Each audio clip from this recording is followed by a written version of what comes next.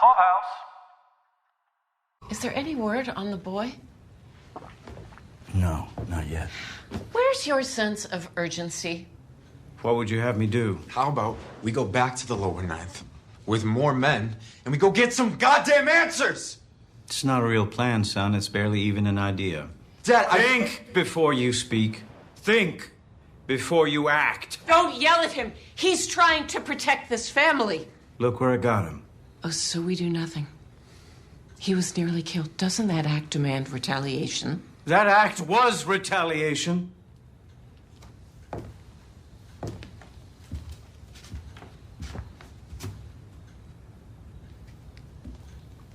Patience is not inaction. And violence is not a demonstration of strength.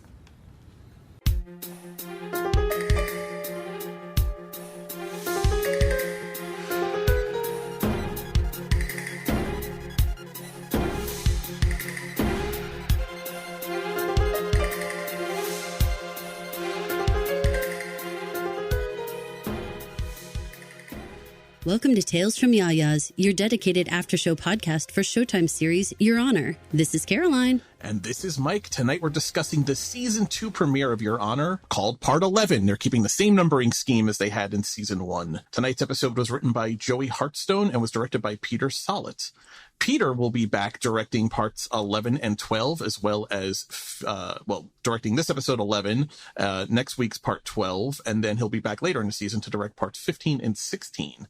Joey has previously written part 7 from season 1, and is listed as a writer on all 10 episodes of the season. He's also an executive producer of the show this season.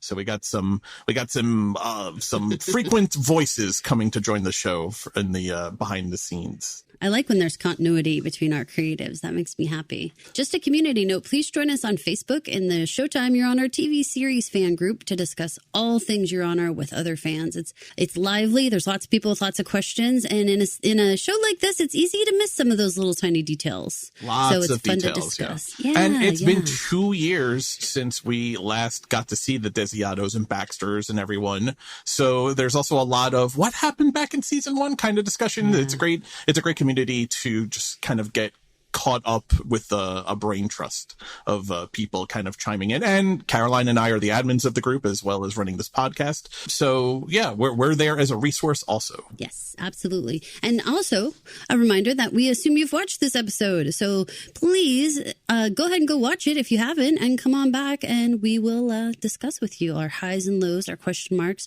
But this will not be a recap show. Let's start with some preliminaries before we really get into the meat and marrow of this episode. We're back. Like I said, after 2 years. Season 1 ran from the end of 2020 into the beginning of 2021. So we're 2 years back.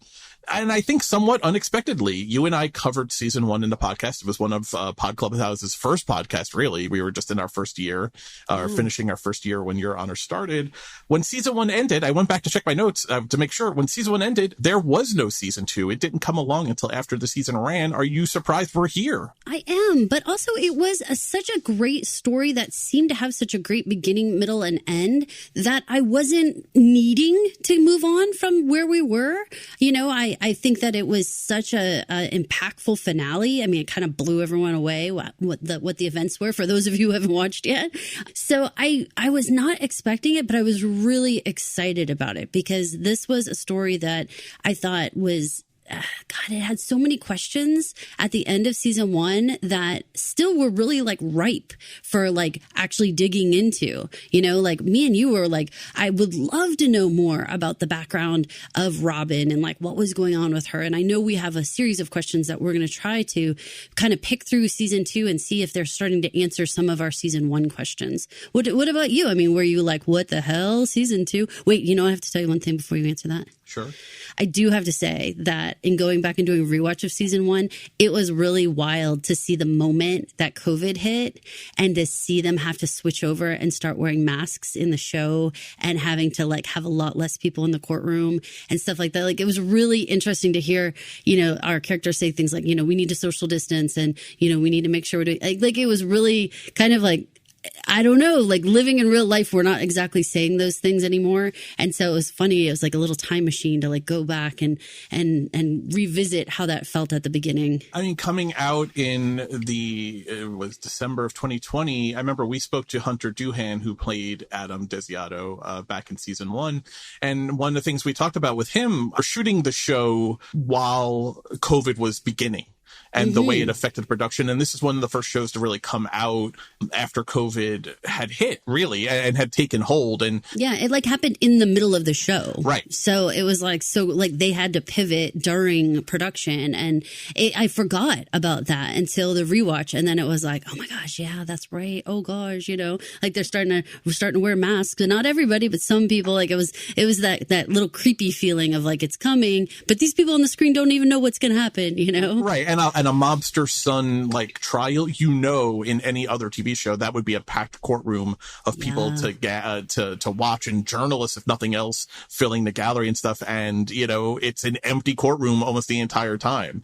And fascinating how they did such a good job of actually weaving that into the story, because it was really important that there really wasn't the transparency anymore and that there was so much, less scrutiny on that trial. They made it work for the story that there was no one in there, which was great and like amazing writing. Right, because the decisions that Michael's making and I mean, it was stuff that was making Nancy, Nancy, cock her head at some of his choices. And but if journalists were there, there would have gotten a lot more scrutiny on, what is Judge Desiato doing in this case? He seems to, be favoring the defendant or going out of his way to make things smoother, or someone would have picked it apart. So narratively, it did work better that the courtroom did get to be empty. There, he does say a line as he's going back to his chambers towards the end of the series while Carlo's case going on. He says, keep your social distancing, people. He wanted to go talk to Joey, and he only allowed his bailiff to come back with them, with the reasoning of social distancing. And I was like, that works so perfectly, like again, bravo to a show who had to be like right on the front line of like, how do we deal with this production wise and story wise? How are we going to explain an empty courtroom? Like, good on them for figuring this out. On your original question of season 2, am I surprised? I am surprised it was back. It had a very limited series. In my notes, even for the show, in the opening that you read just now, where you referred to it as the Showtime series, Your Honor, that was always the Showtime limited series, Your Honor. That was always how it was being presented. And we always try and keep the formal verbiage that the networks themselves use. And they were calling it the Showtime's limited series, Your Honor. And I had to delete the word limited because now we're going to have 2 seasons of it. Now, the official word so far is that this will not go beyond season 2, but I think that's kind of what they said at the end of season 1. So we got to see how it plays out. Exactly. And watching this episode and thinking back to season 1, I will say that I did miss Hunter in the show. I missed Adam. I liked the character. I liked Hunter, how he portrayed him. I was happy we got to know him a little bit when we interviewed him, but I am happy that you get go see him kicking ass over on Wednesday on Netflix. Yeah. So he's having a fine career in a mega hit show right now. So happy for Hunter Doohan. Absolutely. I like to find the themes of the episode and just how it kind of ties to the show. I feel like this episode 1 was very much about catching us up and telling us where everyone is and what's been going on in the indeterminate amount of time that has passed since the end of season 1.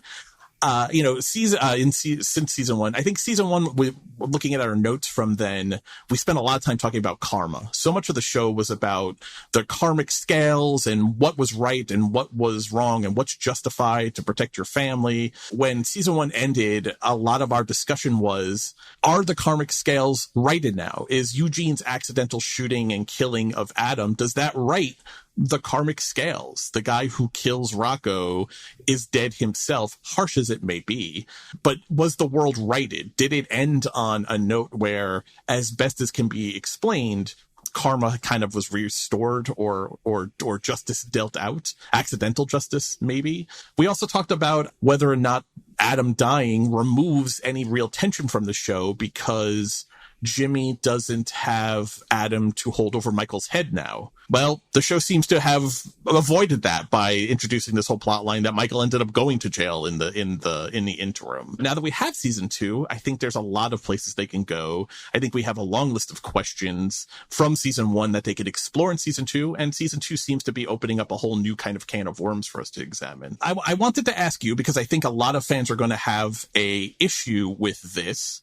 I had a little bit of an issue with it, but more from a technical standpoint. But I'm curious, were you happy with how this season premiere told the story? The mix of flashbacks picking right up from when Eugene runs out of the restaurant, but also present time / prison time scenes where we're sometime in the future, as denoted by that amazing prison beard that Michael Desiato is sporting. Did that work for you? Did you find it confusing? Would you have preferred more timestamps on the bottom of the screen or something else? Well, for me, it was okay. I mean, I could pick up from simple things like hair length or beard length, getting to see Fia and with her longer hair and things like that, where I could put together, where we were. But you and I basically watch TV for a living. So I think that if I was sitting there doing laundry, or if I was chasing after kids or making dinner and I was having one eye on the screen, I think it would be pretty confusing for a casual viewer. On that part, I kind of wish that they did flash up a 1 year later or something like that, just to like definitively remind people like, okay, this was then and this is now. But it didn't have to be like hit you over the head with it, because I think this is a smart show and it attracts a smart audience. So given that, most of these people are going to be really being able to track it. I hope. It was a little difficult at first until we really got more into the Rosie Perez character and understanding what was going on with Michael, to understand why we were even here and how long this could have been. That was the part that kind of gave me like enough to go on. Yeah, I agree with you. I think this is the show that demands you watch it. It's not a show you really can be on your phone while it's playing in the background or cooking or doing your, folding your laundry. You really have to watch the show and pay attention to it. It's one of those shows that requires its viewers to pay attention to it, which is not for everyone. Is TV not for everyone? It's TV that I love. I like a show that rewards me for paying attention, and I think this is one of those kinds of shows. I like the narrative. I like the switching back and forth. I thought it kept it interesting. I thought it raised questions. I think the show could have easily spoon-fed the timestamps for you, but by being vague and just implying passage of time, it allows you to think about it. It allows you to discuss what's going on. It's one of the beauties of not having a binge show, but a show that you have to wait a week in between. So you can go on the Facebook group, you can go on Reddit, and you can really hash out what is actually happening or what has happened. What did you see? I will say the one thing I wish they would have done was been a little more interim with his prison beard, because we know he ends up being present, and we'll talk about how we're arriving at this. But the passage of time from the end of season 1 to where the very end of this episode is somewhere between 9 and say 12 months, somewhere between 9 months at least, because there's a baby now, and a year, because that baby looks, I think you'd probably agree, 2, 3, 4 months old? Three months, yeah. So we're somewhere probably around a year. I'm saying a year, yeah. That makes sense to me. And when she goes to prison, she holds up those stack of letters.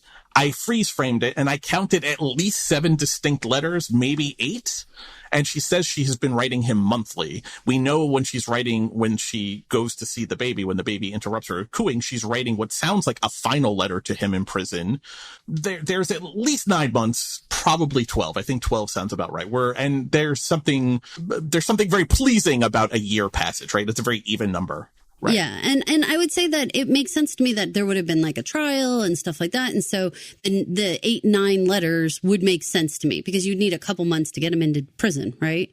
So that's just part of the process. So that it all made sense to me. I don't think it was so confusing. But for anyone who was, this podcast is saying it's been roughly a year. That's our official stance. It's the unofficial podcast of the show, because I don't think there's any other podcast that is as dedicated after show podcast as we are. So without getting the creators on the line, we're saying a year. Let's start in the flashbacks, because as far as discussing the show presented it cutting back and forth, but I don't think we have to talk about it that way. I think we could be a little more linearly as we talk about the different players and get reintroduced to them. If there is an episode theme, Caroline, I would say the episode theme is the pros and cons of being impulsive versus acting with patience and deliberately. Also is a thing from season 1. The decisions that were done deliberately worked out much better for our characters, all of our characters, versus the ones that were done out of haste or impulsively. Big Mo represents this idea of young men acting impulsive.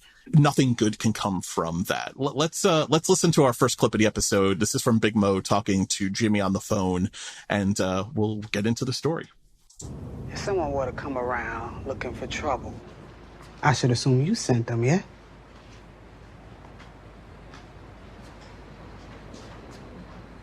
I got your son. Is that so?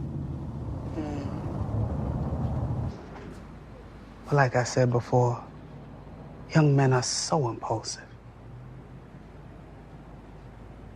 You tread very carefully right now. Oh, if I wanted to kill him, he'd be dead. But he came to my house uninvited, swinging around his little dick. But given our situation, I'm willing to overlook all that to avoid a war that neither of us need. And in case I didn't make it clear, this is a courtesy call. You handle your boy, I'll handle mine. Takeaway from this. Big Mo is a businesswoman, and she's trying to talk to Jimmy as a businessman, and does not want to go to war over the attempted and failed hit on Carlo and Eugene, right? Young men are impulsive, put together with, you handle your boy, I'll handle mine. She gives Carlo back to the Baxters. She doesn't take the retribution, which, there's plenty of people in Desire. Clearly, there are plenty of people in the Baxter family that just want bloodshed. But this is a businesswoman here, and she's got her mind, right. She definitely has a whole life of raising up young men, really, and teaching them to be adults who have some sense of, I guess I just want to say survival, right? Like some survival skills, right? Because there's so many of these little man Eugene feelings that just are like, yeah, they're just going to run the streets, but she wants them to be an organized run the streets situation. It's a business, right? If you act with just your little dick swinging, if you just act with your gun out all the time, bad things happen. You gotta have business smarts even on the streets. I appreciated when Jimmy has this attitude of like, he wants a plan, even he sees the same exact thing as Big Mo, which is we're not just going to go running down the lower ninth, scattering, causing trouble. Like that's not going to do anything. We actually need not only just like, a strategy right now, but also like, what are we after? What good comes of, let's go chase down Eugene. Okay, now let's kill Carlo. Okay, now this is like busy work for two large entities who have like real gains that they could be making. They don't want to be dealing with this chicken shit kind of stuff. This is just nonsense. Right. And I mean, the harsh side of this is that she is willing to kill Eugene in order to keep war from breaking out. As much as she probably seemed to like him in season 1, as much as she is sympathetic to what happened to the Jones family, earners for Desire, loyal members of Desire. I mean, think about what Covey went through for Desire that literally ended in his death. She's willing to sacrifice Eugene. When she says there's only one way, she says to Little Mo when Eugene is in the container after she talks to him, and Eugene, non-repentant, fuck your long game and all that kind of stuff. And, she says to him, you so concerned about what the Baxters are going to do to you and what the cops are going to do to you. You never thought to think about what Big Mo was going to do if I found you first. And she's saying to him, and then she says to Little Mo, there's only one way this ends. That one way is not him getting on a bus. One way is Eugene with a bullet in his head. For sure, them doing it. But Eugene is supposed to be dead in this episode to keep the peace. That's what she's willing to go through business-wise. It's the right call. There has to be retaliation for what he tried to do, but there has to be a price paid for what he tried to do. But one young man's death prevents a whole war in the lower ninth and in New Orleans, which affects the business end of it. Yes, I definitely felt that as shocking as things were between, say, what Desire was willing to do versus like what the Baxters were willing to do, blowing up Kofi's house, or beating Kofi to death in the cell. Those things were so shocking. However, I've got to say one of the more shocking things was Little Mo's compassion towards Lil Man. There were so many moments in season 1 and in my own rewatch where I thought at any point in time, this guy could really get sadistic on Little Man. You know, when they're like watching cartoons and talking stuff, like this guy could have like turned and like choked him out or done something just friggin' weird, because you kind of have that vibe like that is like, I don't know what this guy, if he's all good or what, you know, like, is he really going to watch after this little kid? But he did. I mean, he got him all the way to that bus, you know, gave him the money, everything. Like a big wad of cash, not a little wad of cash. That's a big wad of cash. And it had that whole tension though of like at any point in time, you felt like he could have been like psych, you know, and like driven away or done whatever, or not given the money or just kicked him out of the car. But he consistently has compassion for the kid. And it's funny how that can be more shocking, the compassion, the kindness, than actually like the torture or the cruelty, which there certainly is plenty of in these episodes. I think that's a huge risk that Lil Mo takes in that whole scene. The wad of cash, so huge. Because not that he lets Eugene go, which does take a amount of courage to get to the bus, and he's relying on Eugene to take his advice and stay gone, Little Man. Because if he does reappear, that's bad for Lil Mo, especially since Eugene is now officially dead in everyone's eyes. But the fact that he lies to Big Mo about it, he doesn't take her into his confidence. He says, you know, he got away. Now, she's probably interpreting that as he let him go because she says, I'll deal with you later. Yeah, because she kind of rolls her eyes like, like, yeah, total Marge Simpson. Right, exactly. Exactly. But that's a huge risk, though, and you have to wonder, are there going to be repercussions in at least his standing with Big Mo in Desire? No, I do want to say that one of the things that has come up is that there has been several years that have passed between these seasons. So especially the kids like Eugene have grown older and they look older in these episodes. But I would like to submit the idea that actually very much serves the story, because you know what? Eugene went from a little boy to a man the moment he shot Adam. And so it's kind of fascinating visually to see him look years older on the bus, because it is years later. But within the story, it's the same night, you know, or a couple nights later, whatever you want to say, in that he like has aged internally by everything that has happened, his actions. I think that that's actually like a cool unintended effect of having such a large span between the two seasons. I agree. It's a cool fact. I mean, think about how presidents age in just a few years, right? Yes. The way they go from looking young and vibrant to old and gray and hunched. You know, Lil Man got that same kind of Beat treatment. on. Yes. In the wad of cash, Lil Mo makes a point of saying there's an address in there. I gotta wonder about that. Where is that address? Where is he actually sending him to? The big question mark is, of course, this also feels unresolved. I feel like we haven't seen the last of Eugene. I don't think he's gonna stay gone, Little Man. So something about that address and the fact that he feels like he has to return, I don't know why. It just feels undone to me, especially with the fact of how well Big Mo goes and pivots. She covers it up. She works out a deal with Rudy and with Charlie there. Like, you just need a body. You just need a closed case. You don't actually need you. I can say Eugene is gone. You just need a body that you could say is Eugene, and here's his phone. Smart. I mean, she's a businesswoman. She's so good. She's problem solving. As a problem solver yourself, I was watching this thing. I was like, Caroline would appreciate all of this. I would like to be Big Mo. That's okay by me. Yeah, I think she's amazing. I think that she is smart, and she knows when to go like just so far, and she also knows when to hold back and have like extreme restraint, which is of course our opposite day to our young men are impulsive, like, and Big Mo's are restraint, as do honestly Jimmy Baxter. I mean, it's really his wife Gina who is the nudge for, you know, exploding houses. Yeah, well, let's before we because we're getting to the Baxters, but let's talk about Gina's psychopathic offspring, Carlo, because one of the things that Big Mo does so well, in addition to sucking her teeth, which I gotta say is a whole vibe, she does a lot of emoting and a lot of acting with just that she does, and she does it all the time, but she doesn't abuse it. She does it at just the right moments all the time. But we got to play this cut where she's talking to Carlo, and I think she knows that she's going to not kill this kid as much as she wants to, but she definitely wants to put some fear into him. And it takes a while for it to take, but let's play this cut. Because it contains my favorite line of maybe any episode of any television series ever. But because I think it's finally how she finally gets Carlo to be a little bit of fear that maybe he's not going to survive the night. They had the audacity to roll up on that house after the shit your daddy pulled. Tell me one thing. He don't know that you here now, do he? If anything happens to me. Yeah. If was a fifth, we'd all be fucking drunk. Do you know what my family will do to you? Nah, it shouldn't matter to you now. You'd be long gone by then.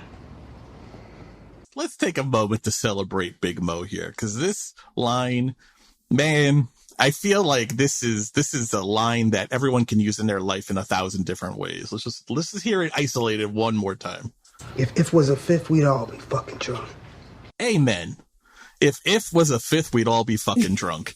I mean, it's a great line that is really versatile. It's the kind of thing you'd want to say to a kid, right? In like an argument, because they're like, they do those kind of sounds, like, but, if, like that kind of stuff. You want to say it to them, but at the same time, I want to think a fifth goes right over a kid's head. I want to hope.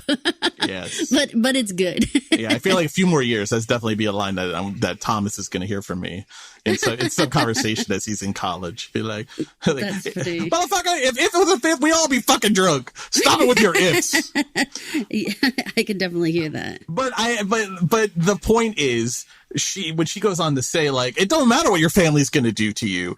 That's not your concern anymore. You can almost feel the shit going into his pants, because that's the first time he really has a look of fear on his face. He's like, man, I messed up here. Because, is he really just bloodlusty, or is he just dumb? I feel like he's dumb. I mean, I really do. I really think that he's just one of those guys who he's got that look on his face, very caveman-y. The way that they described him, and, if the company you keep, Joey was never a very smart dude. He just seems like the one that Jimmy shakes his head about. Like Carlo's their first pancake. It just didn't turn out. Very first pancakey. Well, let's get into them though, because I think this episode, we saw this plenty in season 1. Gina is the real bloodlusty, violent one, right? She's the one whose violence, and Carlo as her direct bloodline they're the ones who are always attack first, hit first, violence first, blow up the entire Jones's house first. Jimmy almost always wants to go the strategy route. He wants to go with the what is smarter, what is the better strategy for us, our family, and our business. Gina and Carlo, when she comes up to him when he's punching a body bag and like wraps herself around him, and he asks about Fia, and then I didn't pull the clip because it was almost a little too gross, the weird touching and all that. But she says, you're so concerned. Why are you punching a fucking body bag instead of looking for him? Like, she's saying go. She's releasing a bloodhound. Yeah, I mean, in the whole like devil or angel on your shoulder, everyone wants to look to Jimmy, and the reality is Gina. Gina is the one you need to be looking at. She is the one who comes up with these ideas that are so much more diabolical and nasty than half the shit that Jimmy actually does. I mean, he thinks stuff, he says stuff, but he shows restraint. Gina's pushing. No restraint, always violence. Let's play this next clip, because this relates to the impulsive theme, right? This is this question of patience versus violence, which relates to impulsive behavior versus taking a beat and thinking it through. Is there any word on the boy? No, not yet. Where's your sense of urgency? What would you have me do? How about we go back to the lower ninth with more men and we go get some goddamn answers? It's not a real plan, son. It's barely even an idea. Dad, Think before you speak. Think before you act. Don't yell at him. He's trying to protect this family. Look where I got him. Oh, so we do nothing. He was nearly killed. Doesn't that act demand retaliation? That act was retaliation.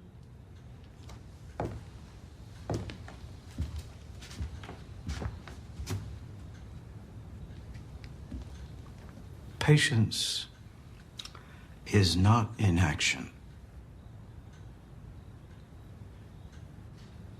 And violence is not a demonstration of strength. They're so far apart, Gina and Carlo, and then Jimmy, and then Fia under her as the surviving members of the Baxter family. The question is, how long will Jimmy actually have control of his family, if he has control of his family even now? And when I say family, I mean the Baxter criminal organization, not his direct family. it feels like Gina's making a power play, not only for bloodlust vengeance, but within the family, the organization family also. What was your vibe there? What's your takeaway with that clip? First of all, I found the line, "It's not a plan, it's barely even an idea." That cracked me up so much because he's so kind of quiet when he says it and just steady that it hits just perfectly, because the rest of the mood of the room is so just like anxious, like little dogs barking, like, and he's just so like, chill. Cease this, like I love that. I agree with him that being patient is not inaction, and having the sense to know when to sit back and let things play out is exactly what leaders have to do. I agree with you on the power play. That's an interesting way to say it. And all of season 1, if you go back and just focus on Gina, she's always anticing behind the scenes. She's always whispering in ears. So she has a part to play as pretty much the shit stirrer, right? This is the time when Jimmy seems to have a little bit better grip on that and is a little more like, because if you remember in season 1, it was the first time he realized that she talks to his henchmen, that she goes around behind his back and talks to his guys. And he was like, what? Like, you do that? And he didn't know that. And until then. So I feel like he is starting to get his reins back a little, and his eyes are more open to what Gina is doing. What do you think Gina's role is going to be in season 2? The show has been set up Desire versus the Baxters. As far as the war aspect of it goes, the criminal aspect of it goes, this episode is a breaking point, because you're right. We saw her act behind the scenes. She's the one who comes in and says, we go big once. And that's what leads to the Jones family house being blown up. It's her, without Jimmy knowing. Jimmy is out of the loop, that arranges for Carlo to be transferred from Angola to OPP, and whispers in his ear, which specifically that night leads to Kofi being killed. Because remember, Kofi's going to get sprung in the morning. But go back and watch those. To listeners, Caroline had a great idea to rewatch the whole season. I've been doing it too. We highly suggest you guys do it, because there's a lot of stuff that, just remembering who these characters are and really the machinations of the characters, it's her who plants the seed to get Kofi killed, because the DA is going to come, we learned from Lee, and drop the charges against Kofi. Kofi's going to be a free man if he could just make it to the morning. He does it. She arranges for Carlo there. Jimmy's out of the loop. Jimmy's out of the loop on all of these moves. I think that moves from the background to the foreground in this season. I think that's going to be the big dilemma, because it also sets it up where Michael maybe has a chance to ally himself in a real way with Jimmy and Fia versus Gina and Carlo, which is an interesting tension. One of the other things that she was involved with is that she knew what Joey and Carlo were doing concerning the drugs, and Jimmy did not. And she was like, oh, I won't let anyone bother you, son, like all that business. There's so much stuff that she was an enabler, of Carlo, that, God, it just makes you shake your head when you see how Carlo interprets what she says and then the situations he gets himself into. Right. I mean, when she says in that clip we just played, like, where's your urgency in this matter? And then she goes on to say, don't yell at him. He was trying to defend his family. The implication there is that Jimmy is not trying to protect the family. Oh, she uses the manhood card all the time. Like, basically, you're not a man unless you're being violent and aggressive and making these big moves. And that's a dangerous game to play. Let's stay on this thread, though, because we see a softer side of Jimmy in this episode. We see him in the flashback right after Adam is killed. It's Jimmy who's really helping Fia, where she's covered in Adam blood and guts, to the room to lay her down. It's Jimmy who goes with Fia to Adam's candlelight vigil, where she can't actually leave the flowers there. She can't be there. He does, and he prays, and he crosses himself in front of the Adam vigil while Charlie Figueroa is there, and they make the eye contact. And it's Jimmy and Fia who have this conversation, which I thought was one of the most eye-opening things as far as where is season 2 going to go. I think this conversation is extremely important on what we've been talking about. Why did this happen?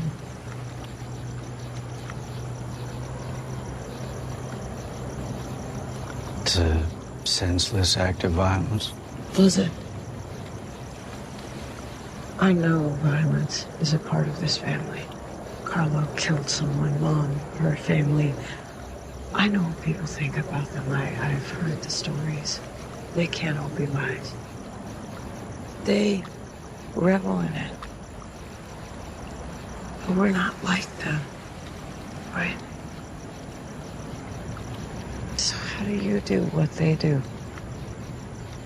We're not like them, right? Like a question. How do you do what they do? He doesn't answer. He just kind of stands. His mouth makes a lot of movements, but he doesn't actually answer that question. This is setting up that dynamic. This is setting up you and me, Dad, are different than Mom and Carlo. Mom's side of the family, the Italian side of the family, is this bloodlusty side of the family. We're not like that. How do you do what you do? And he doesn't have an answer for that. Are you surprised at how kind Jimmy comes off in this episode? Patient, sure. We've seen him be patient before. All season 1 was him being patient with Michael trying to get Carlo off. How he was protecting his family was being patient and working with Michael to rig the trial. But he was kind in this episode, I thought anyway. Were you surprised at that? He has that side. I think that, moments like him, I rewatched this part where he was brushing the hair off of Fia's face when she's first laying down. He's the one that covers her, and he's the one that starts to wipe the blood a little bit too. Like, there's a lot that's going on in that tenderness. I think he has always shown that side. If you remember the gazpacho scene where he throws a big fit that they're having gazpacho, and he actually commands Gina to go heat it up, and she gets up and does it, but it's so tension filled because it's like, is she going to bend to his will? And she does. And then Fia and him just break down laughing because it's like, watch as I flex on your mother, basically. So these two birds have had this type of relationship. It was obviously, the millionth time he'd done something like that in front of Fia because she was like, why do you do shit like that to her? She sees it for what it is. So they have a very special bond that I actually think that he had with Rocco too. In my imagination, that's how their relationship was. He is actually very much a family man. He does care about his kids very much. Probably more so than Gina in some ways, which sounds a little crazy, but she's very willing to put Carlo in harm's way. She's willing to send him down and get him into whatever kind of gunfire in the lower ninth. Like, she's okay with that. She doesn't send other guys in their group. She wants to send her own son. And that's not what Jimmy would do. He doesn't send his own son. So you can feel that dynamic amongst them. I think Gina is concerned with the optics of strength. Yes. And versus looking weak. And I think she prioritizes that much more so over her family. And so Carlo being a heavy, a violence first kind of person is great for her scheme because, maybe he dies, but at least he dies looking strong.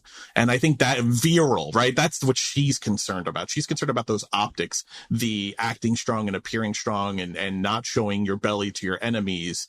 Jimmy plays the long game. He's the big Mo of this family, right? He's playing the long game. Maybe you would understand why I'm doing what I'm doing, but I'm doing what I think is right in the long term for this family. Family, again, blood family and organizational family, both of those at the same time, because I think they're so intertwined. I think this clip is really interesting, especially when you combine it with the Patience clip that we played. Take those two together and listen to them. It really sets up what I think is going to be this interesting dynamic going forward of the Baxter family split this season.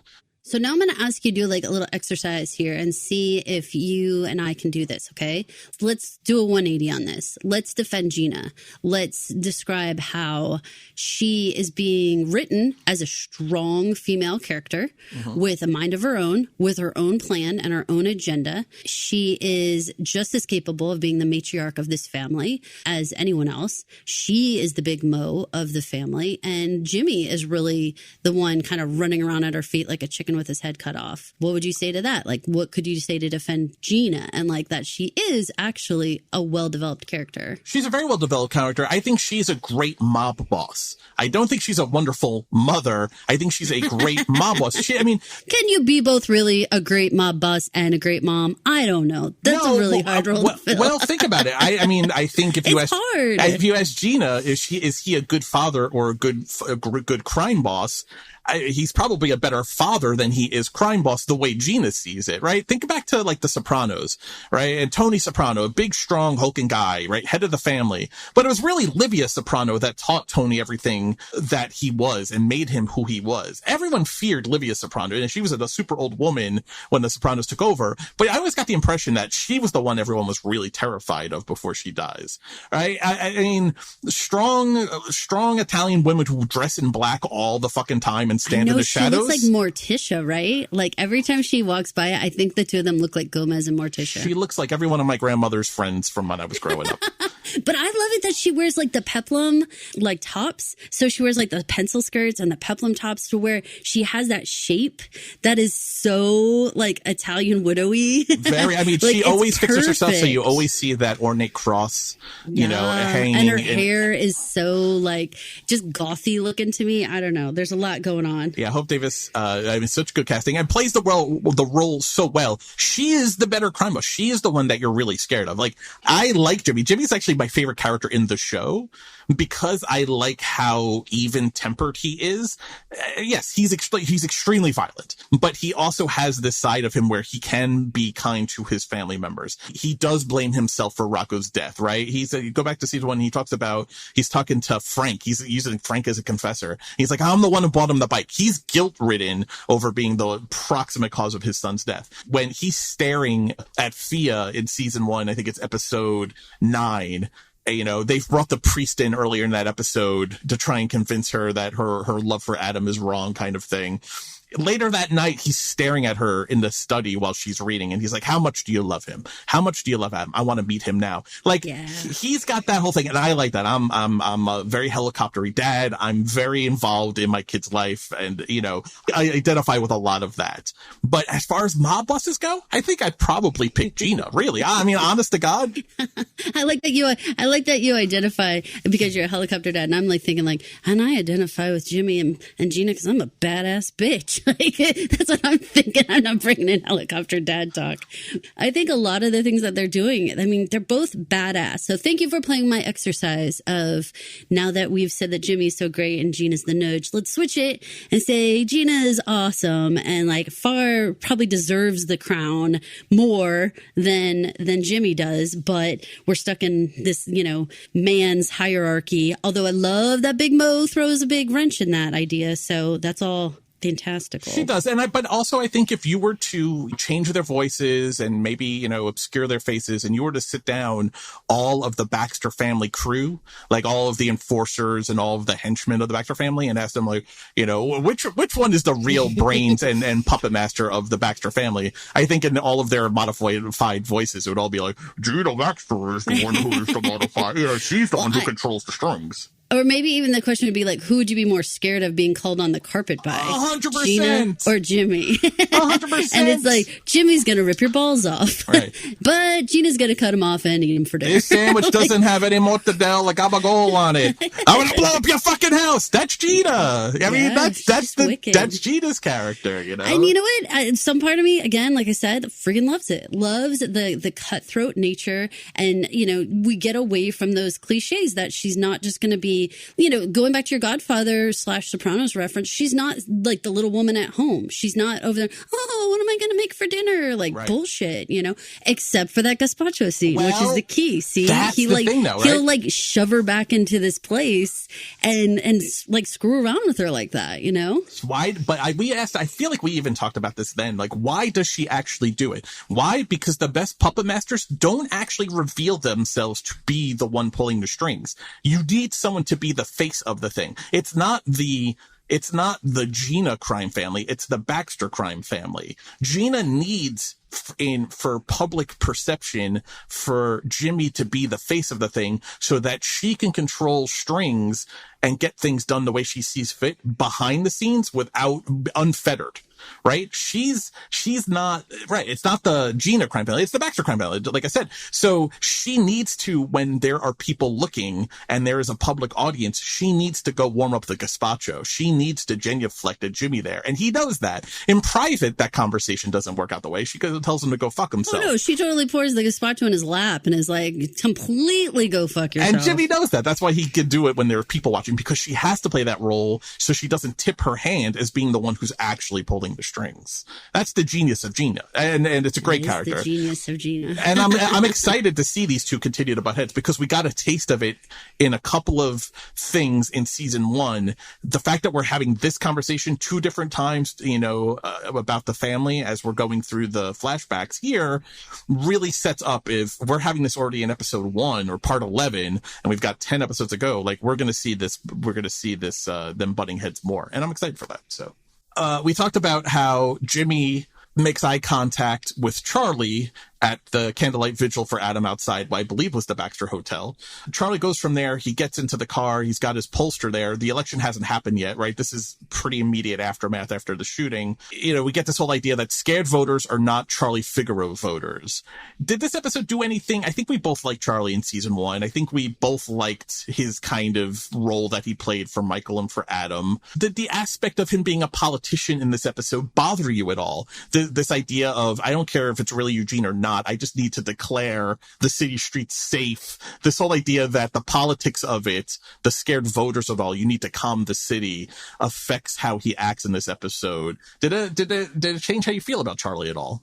It did not, because going back and doing my rewatch, they did a really great job of layering in all of his politics. So there was moments when he would be talking about his numbers, like, oh, did you see what the polling numbers look like today, yesterday, those types of things. Or he would often be saying things like, vote for Figaro, like stuff like that. So it was always in there. It was always in there. And the only reason why I think it's more in our face is because the election is coming. Like, it's any second. We were coming to the end of this whole campaign. So it makes sense that his character is going to be more, all about being the politician than before, which is season 1. It had a lot of friendship with politics layered in. But now it's the end of the campaign and it's got to be all politics. And that friendship part has been shaken, where is he in the friendship with Michael at this point?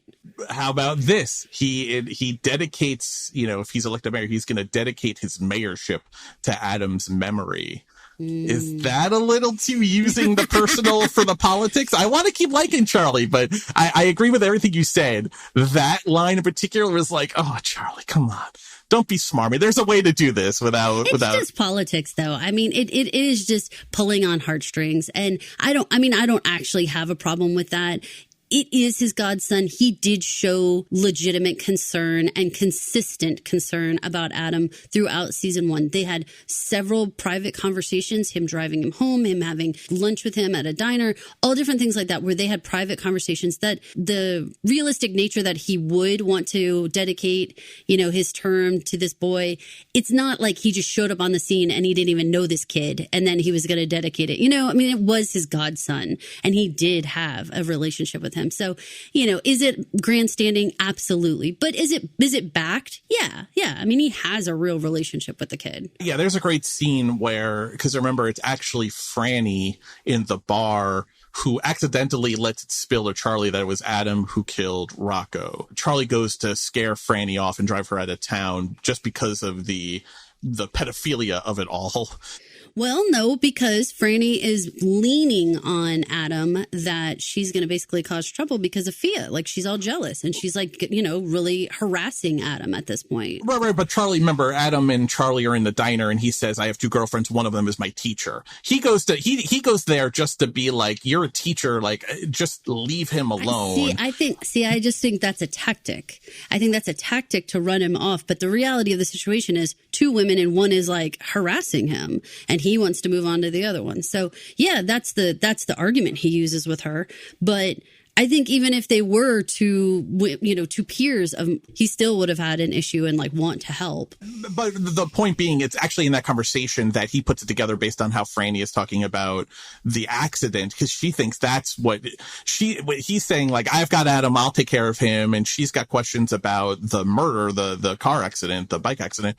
He has like a real stunned look on his face, but then that leads to a conversation on the steps with Michael, where he's basically like, "Why? I would have been there for you. Why didn't you tell me?" He did seem, this is my defense of Charlie, he did seem genuinely invested and emotional at Adam's plight and what Michael was going through. He was extremely loyal. Everything about Charlie, for me, they did a really wonderful job of showing all the threads because he had such a wonderful, really endearing relationship with Elizabeth, the mother-in-law, Senator Elizabeth.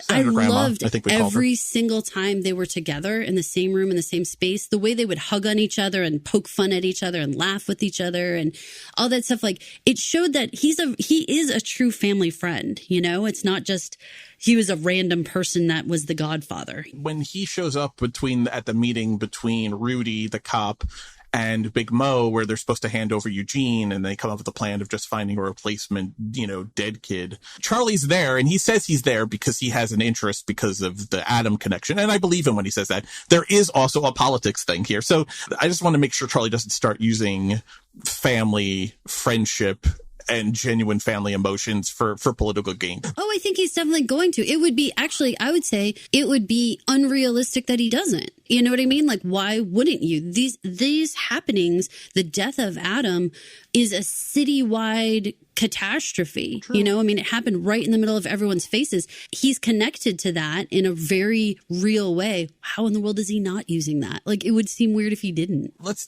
go from Charlie to Nancy, because in episode 10, everyone, and we talked about this, I think, in our finale podcast, everyone learns the truth about Michael. Either you think Michael killed Rocco or Adam killed Rocco, or depending on which version of the truth that you know, but the truth falls apart, unravels, or the concoctions, everything Michael goes through for the entirety of 10 episodes of season 1 unravels with just a little bit of tugging. That leads to Nancy and Charlie having a conversation upstairs in the courthouse, in episode 10, where basically he says, I'm going to be mayor in, I think, 10 days. I am giving you the entire support of the mayor's office to root out all corruption in New Orleans police.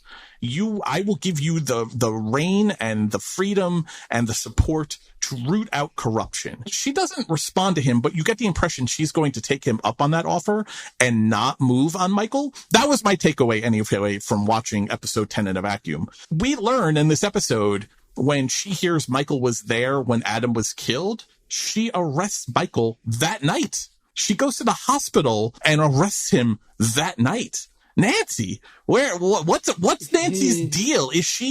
What's her motivation here? What do you think her motivation is? I think in the case of Michael and the death of Adam, I think he would be a massive flight risk. Once Adam is dead, you could really, put a case forward that he is going to just skip town and run away or whatever. So right, but if she's going to take Charlie's deal to just look the other way, it's already done.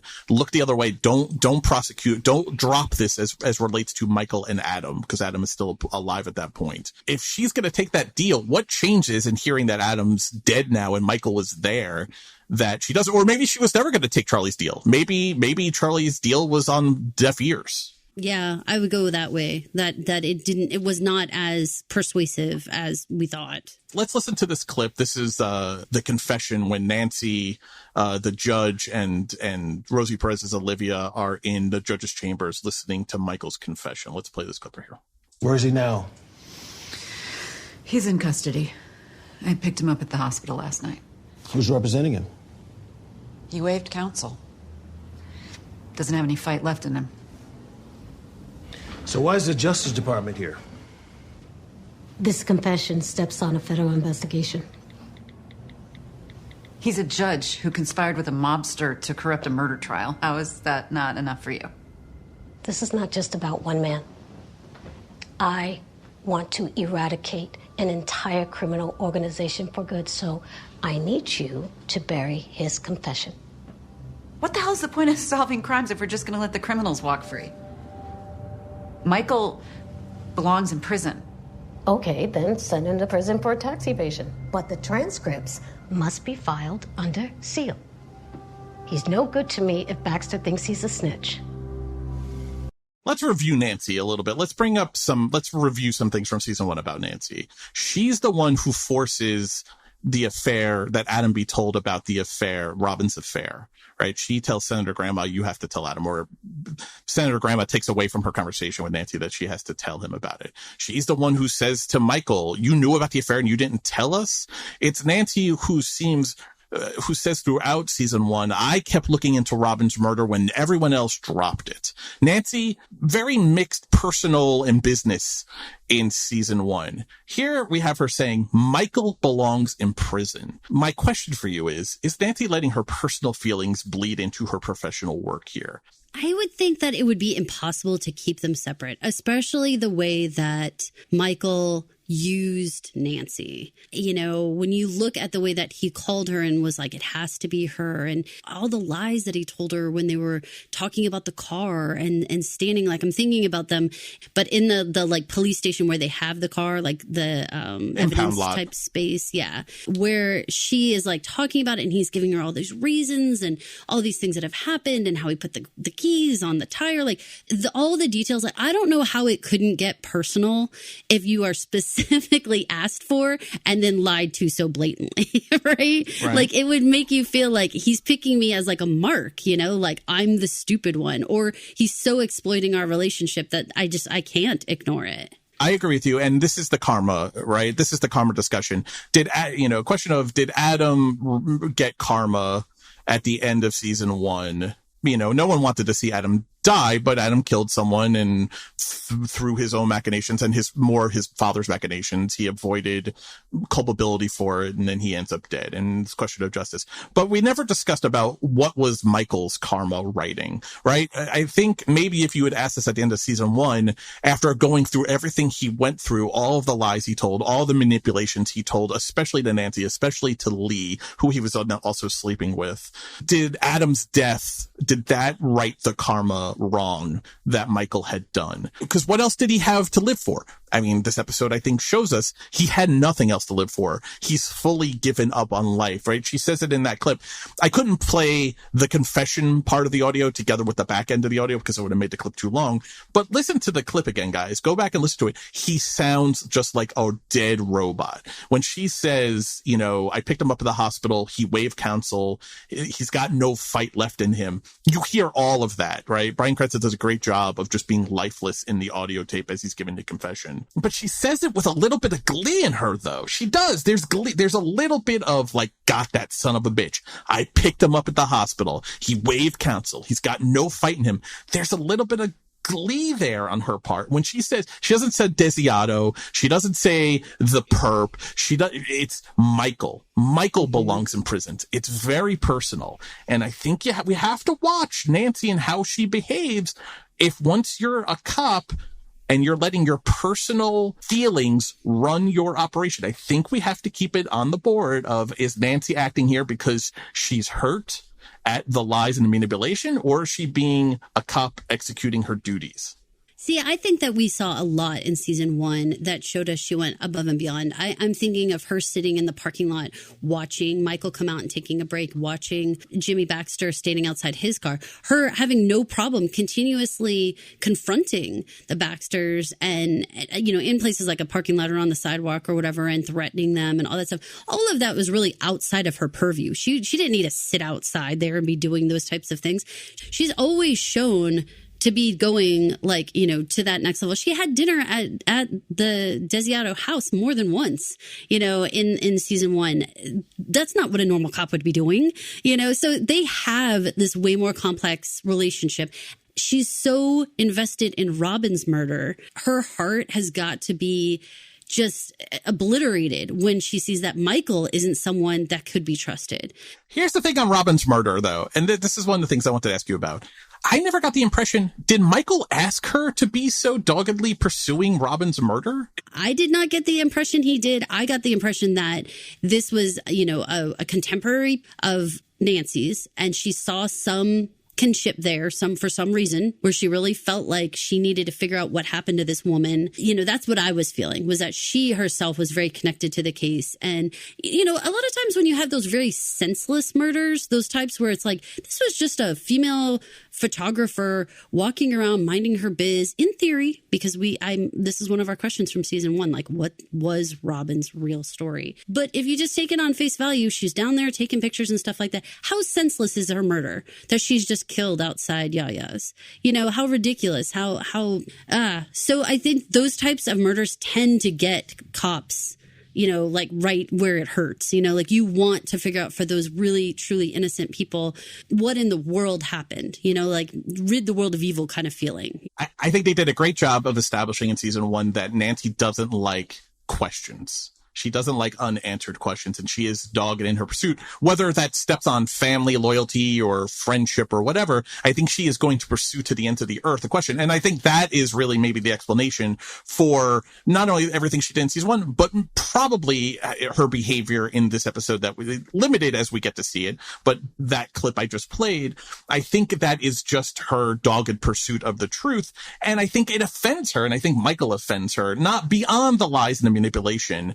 The fact that he participated in and made worse crimes, not only Rocco's death, but the rigging of the trial, letting Carlo, you know, this piece of shit get off, rigging it. Like, I think it offends her. I think it offends her sensibilities at her core. And I like that about her. I like that she is a dogged cop pursuing the truth to all ends.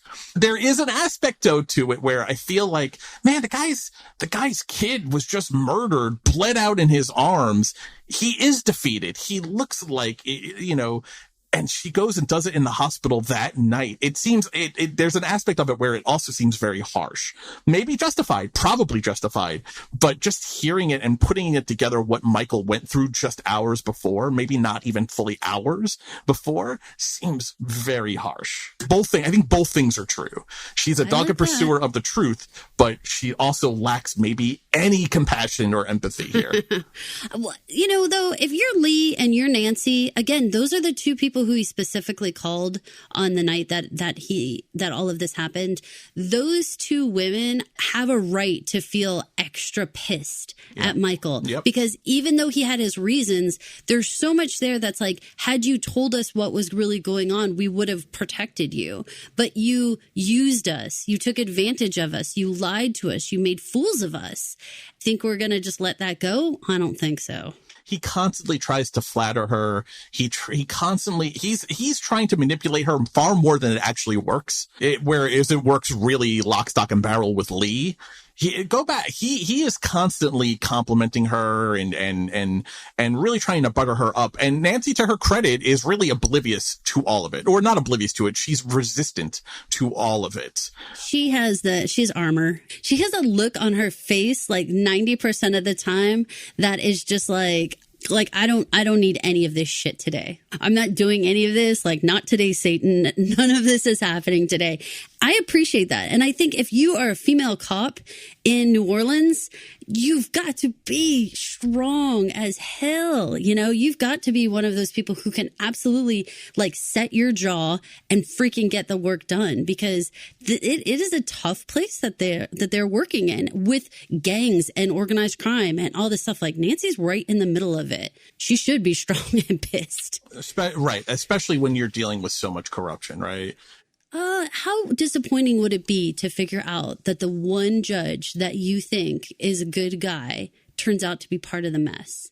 I mean, disappointment is just, it's too like flaccid of a word. Like, it would just, your world would crumble as to like what you thought was the quote unquote justice system. Even Charlie is so disappointed when he says they got to you. And Charlie, who is a much more man of the world, kind of like, you know, knows when palms need to be greased and when you need to then also have morals, appreciating the gray of it all. Even he is taken aback when he puts it together and he says they got to you to Michael. There's disappointment and sadness in his voice, because Michael, that's Michael's whole judgeship, right? Go back to the early parts of season 1 where his boss is constantly berating him about how long he takes trials to make sure every nugget of truth comes out. The case that we see him work, right? The reason he's in the lower ninth the morning that Rocco is killed is because he knows a cop is lying, and he's proving it for himself that the cop that he knows the testimony cop is about to give can't possibly be true. Like, Michael is presented to us as this stalwart of truth and justice and cannot be bought and cannot be corrupted, ... until his kid is implicated. Everyone's got a price. Michael's price is protecting Adam. I have to think that when you work in a profession where corruption is just right around the corner at every turn, when you have anyone around you, you're almost like walking shoulder to shoulder with anyone else who you think is on the up and up, that when somebody falls off like that, it's such like distress, because it's like it makes you look at everyone else around you like, well, who else is the weak link? Like, who else did I not expect to fall?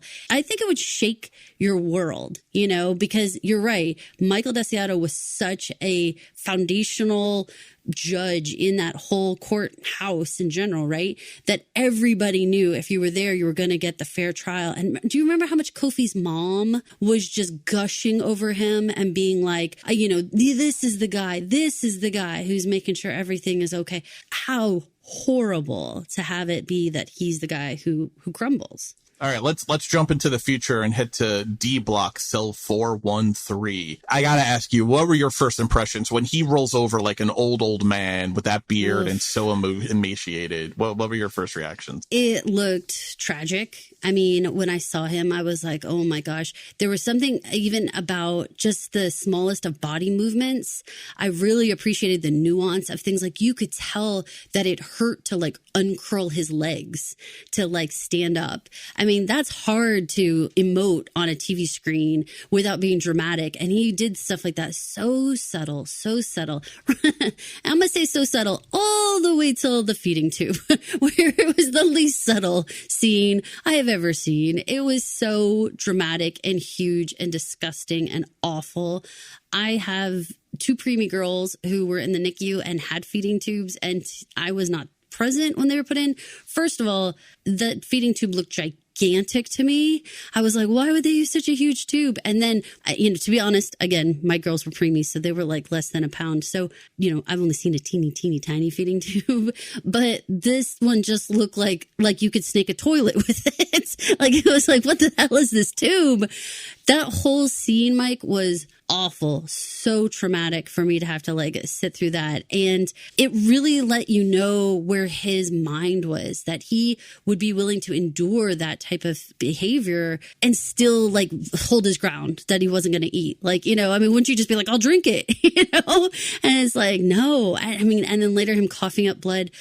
Oh, he looked so absolutely just a shell of himself. I think that, Bryan Cranston, of course, we're going to just feel is an amazing actor this entire series, I know. But these scenes when he's just so in his shell, oh my God, it was all subtle and it was all very just sad. I mean, it was like he may as well be dead, right? You're just watching this corpse exist. When you watch the previously on that starts the episode, you see him at the end when he runs and slides and cradles at him as he's dying. Bryan Cranston, or Michael, is so clean shaven and he's so in shape too, right? The whole thing about season 1 is he's training for a marathon. So he runs everywhere. He runs the entirety of New Orleans constantly. Can I tell you something that really hit me on this rewatch? Okay, and some of you guys are going to remember this and some of you guys are going to not. Do you guys remember that he explains to Elizabeth that one of the things that he does on the final part of his run is that he runs past parked cars, and the amount of cars that he passes, the amount of years that Adam has to live before a moving car passes him. And he plays this game, right?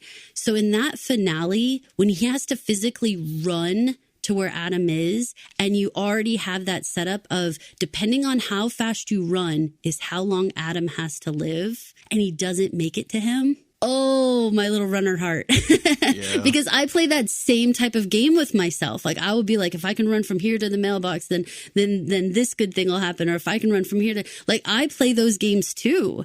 To actually see it play out was really impactful to me. I was like, wow, that grand slam home run for the writers. Comparing that clean shaven face that is in good shape, thin, but strong and full of life and full of vigor to what we see here when he rolls over and the stiffness in his joints and how it's an ordeal to even stand up. But when he goes into the doc's office and he's moving so slow, the doc has his shirt stripped open, and the lack of patience at how long it's taking him to take his pants over, that stripping away literally of his kind of humanity.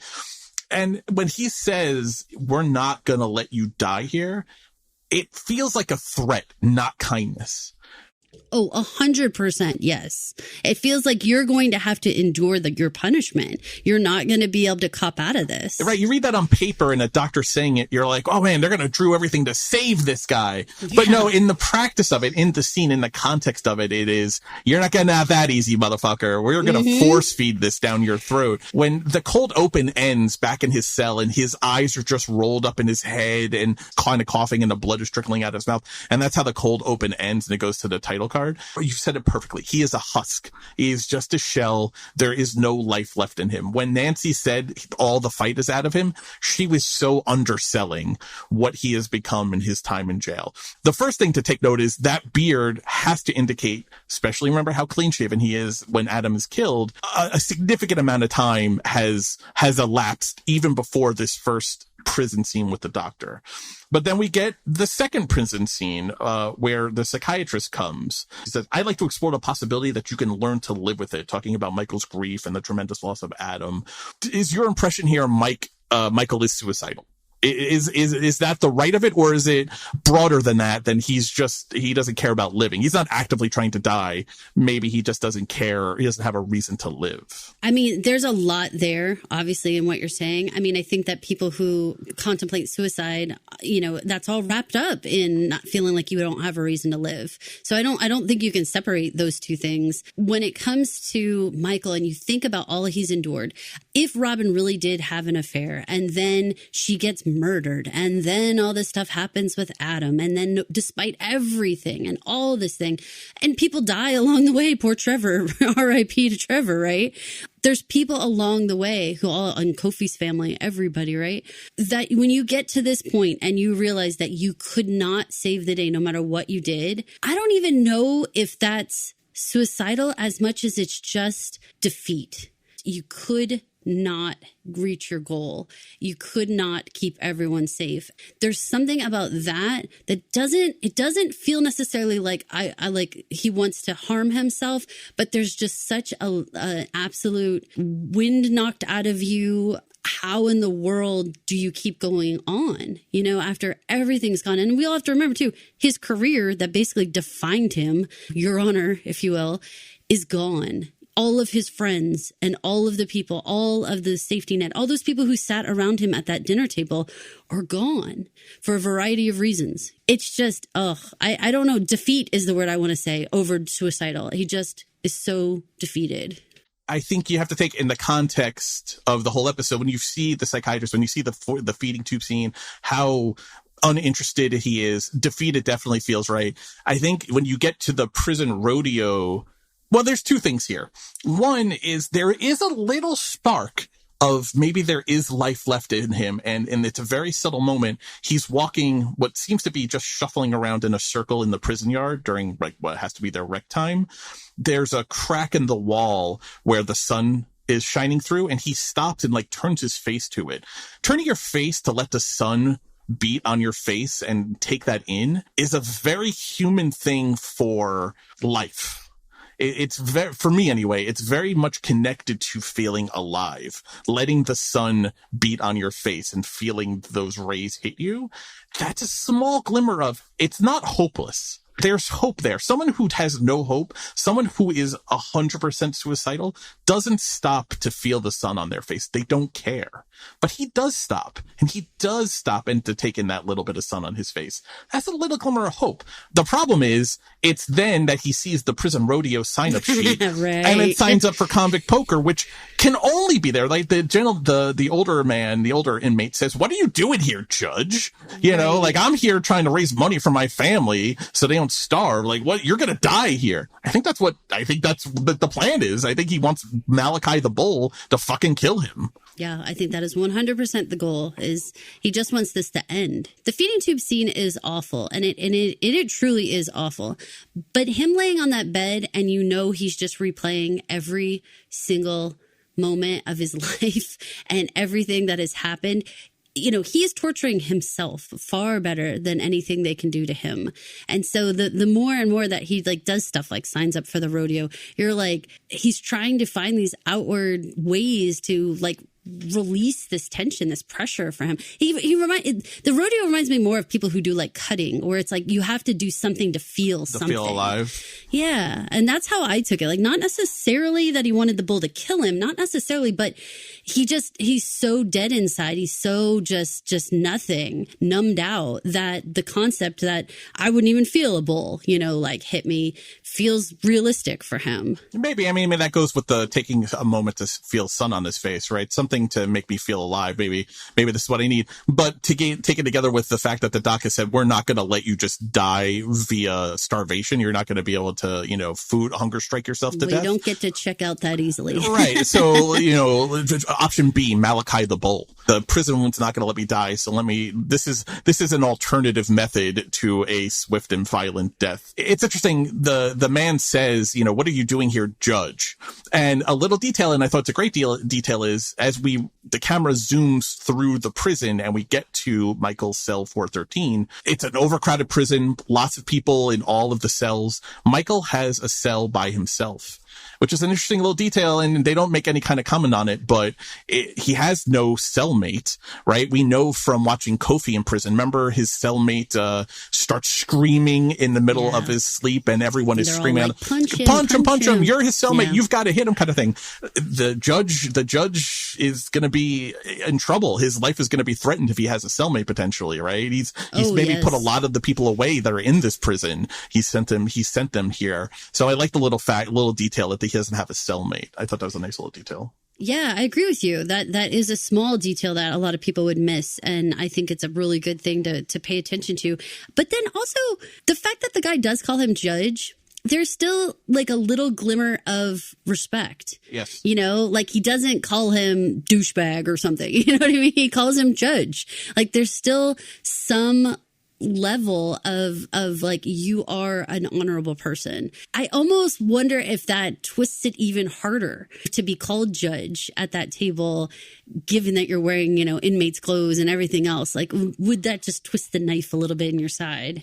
Let's talk about the prison rodeo a little bit, because I think a lot of people won't believe it's real. won't believe it's real. Right. Absolutely will not believe it's real. But in fact, the prison rodeo is real. The Angola, which is the Louisiana State Penitentiary, is Angola. The Angola prison rodeo is in fact real, has been running since 1965, is the current oldest prison rodeo in the country. Texas had a prison rodeo that began in 1931, I believe, but stopped in the late 80s. I think maybe 1986 was the last year of the Texas prison rodeo.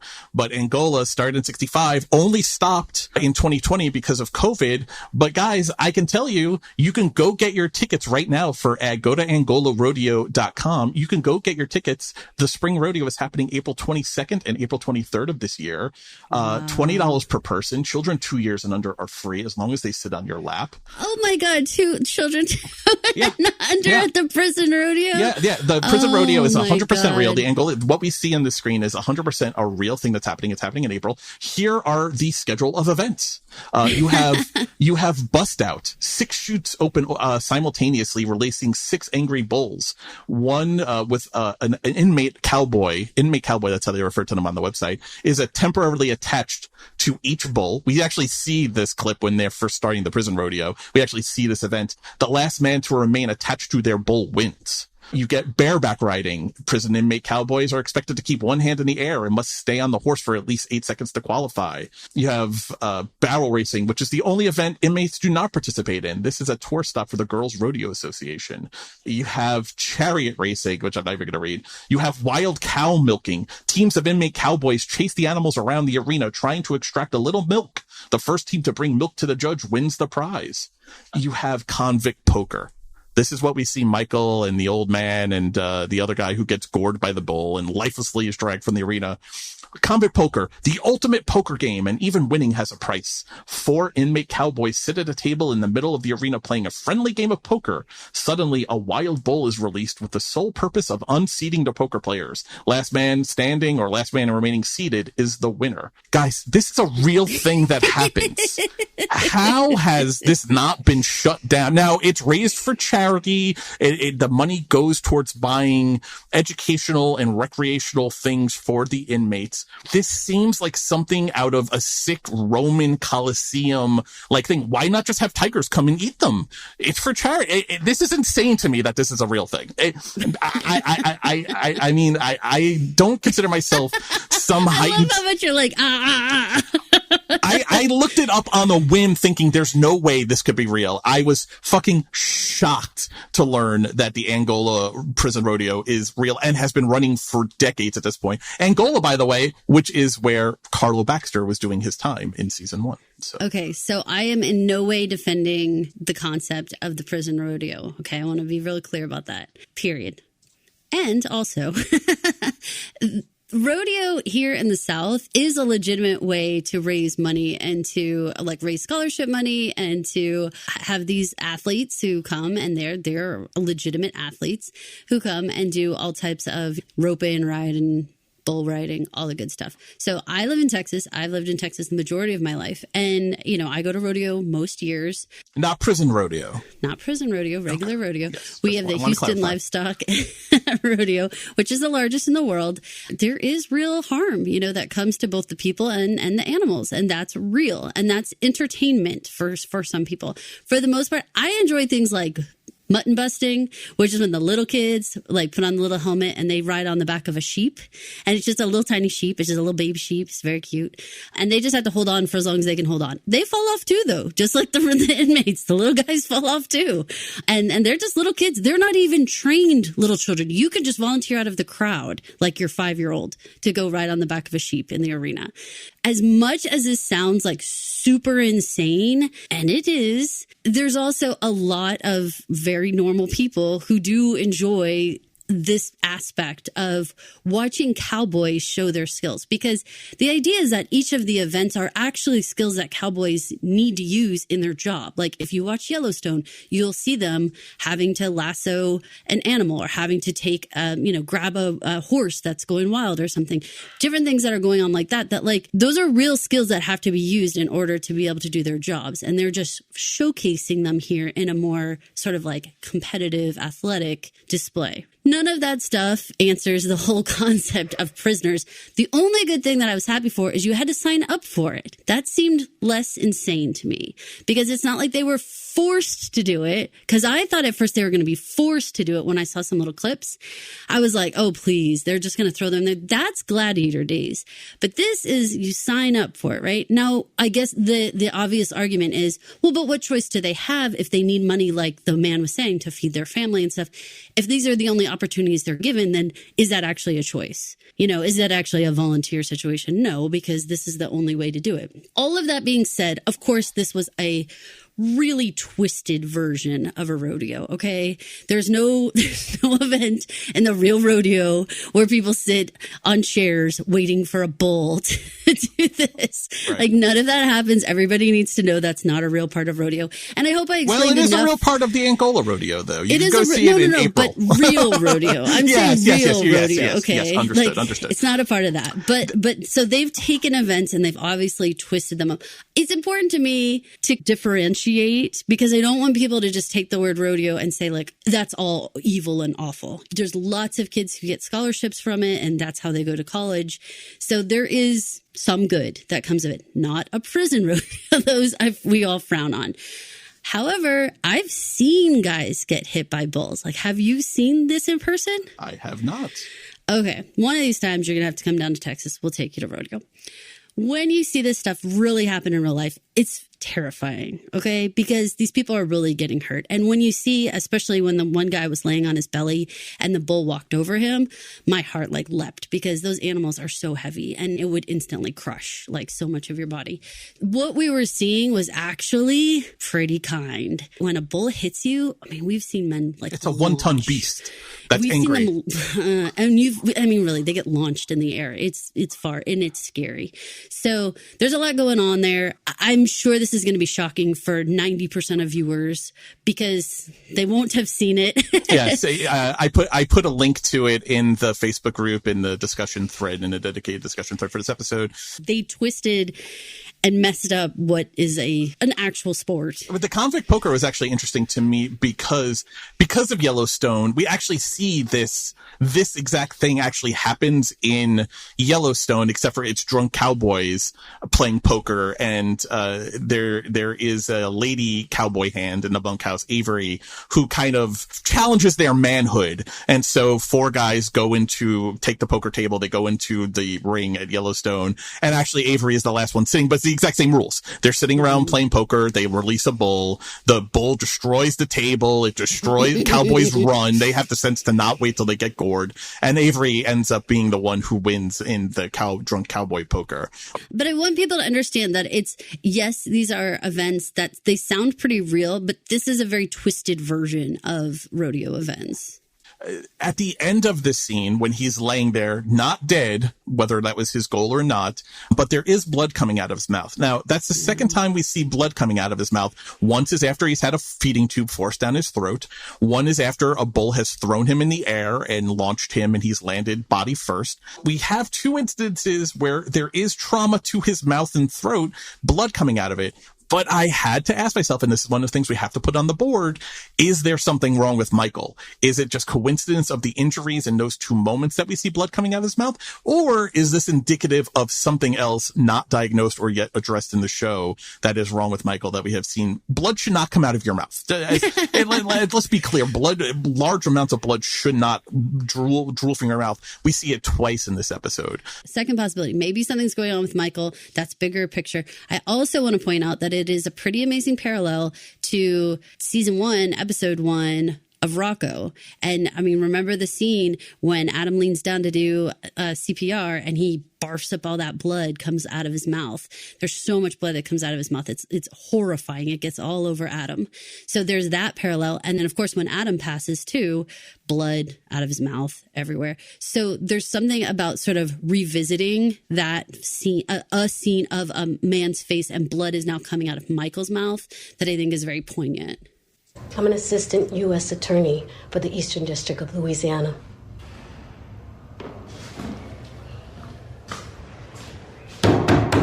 Guard. That was quick. I didn't authorize any visitors. Yeah. One of the perks of being a federal prosecutor, you know that. Guard. You're gonna talk to me, Michael.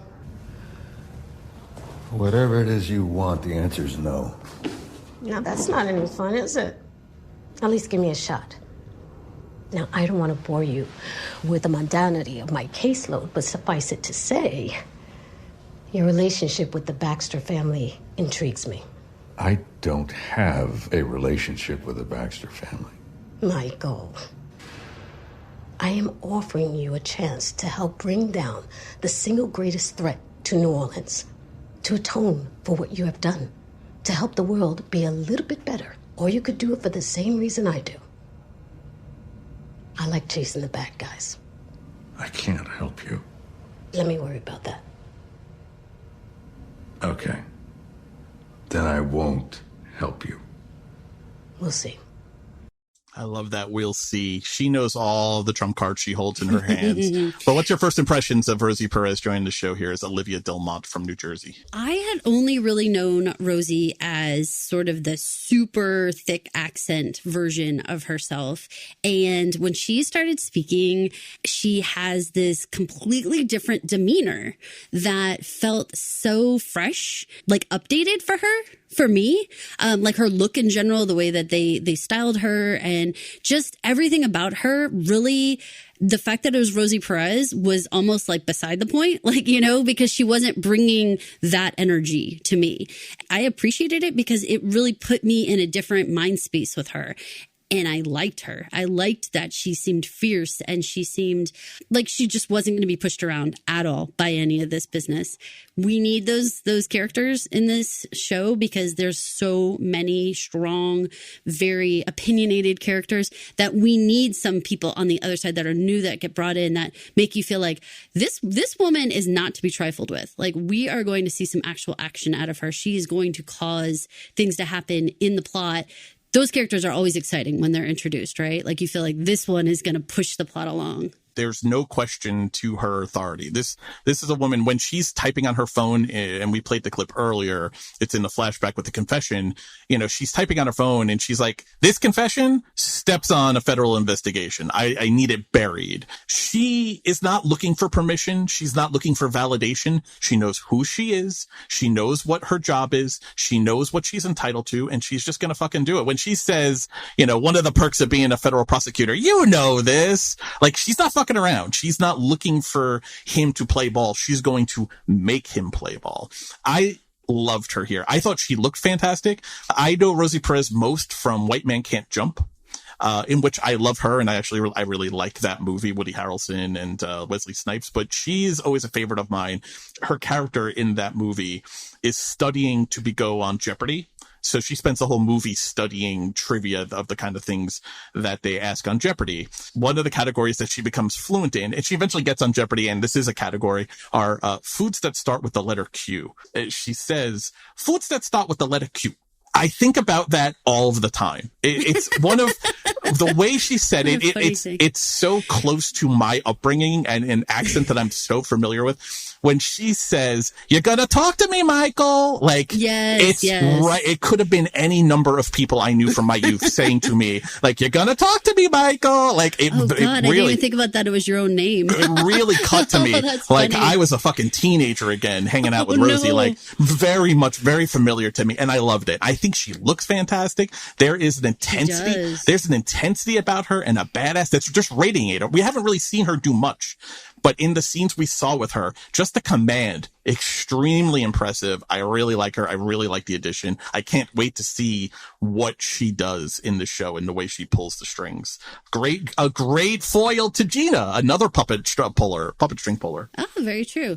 And she's another example, though, of characters who are going to come in and create this constant, like, not taking advantage. That's not exactly the right word, but using people, and how Michael is absolutely going to have to play ball again and be used again.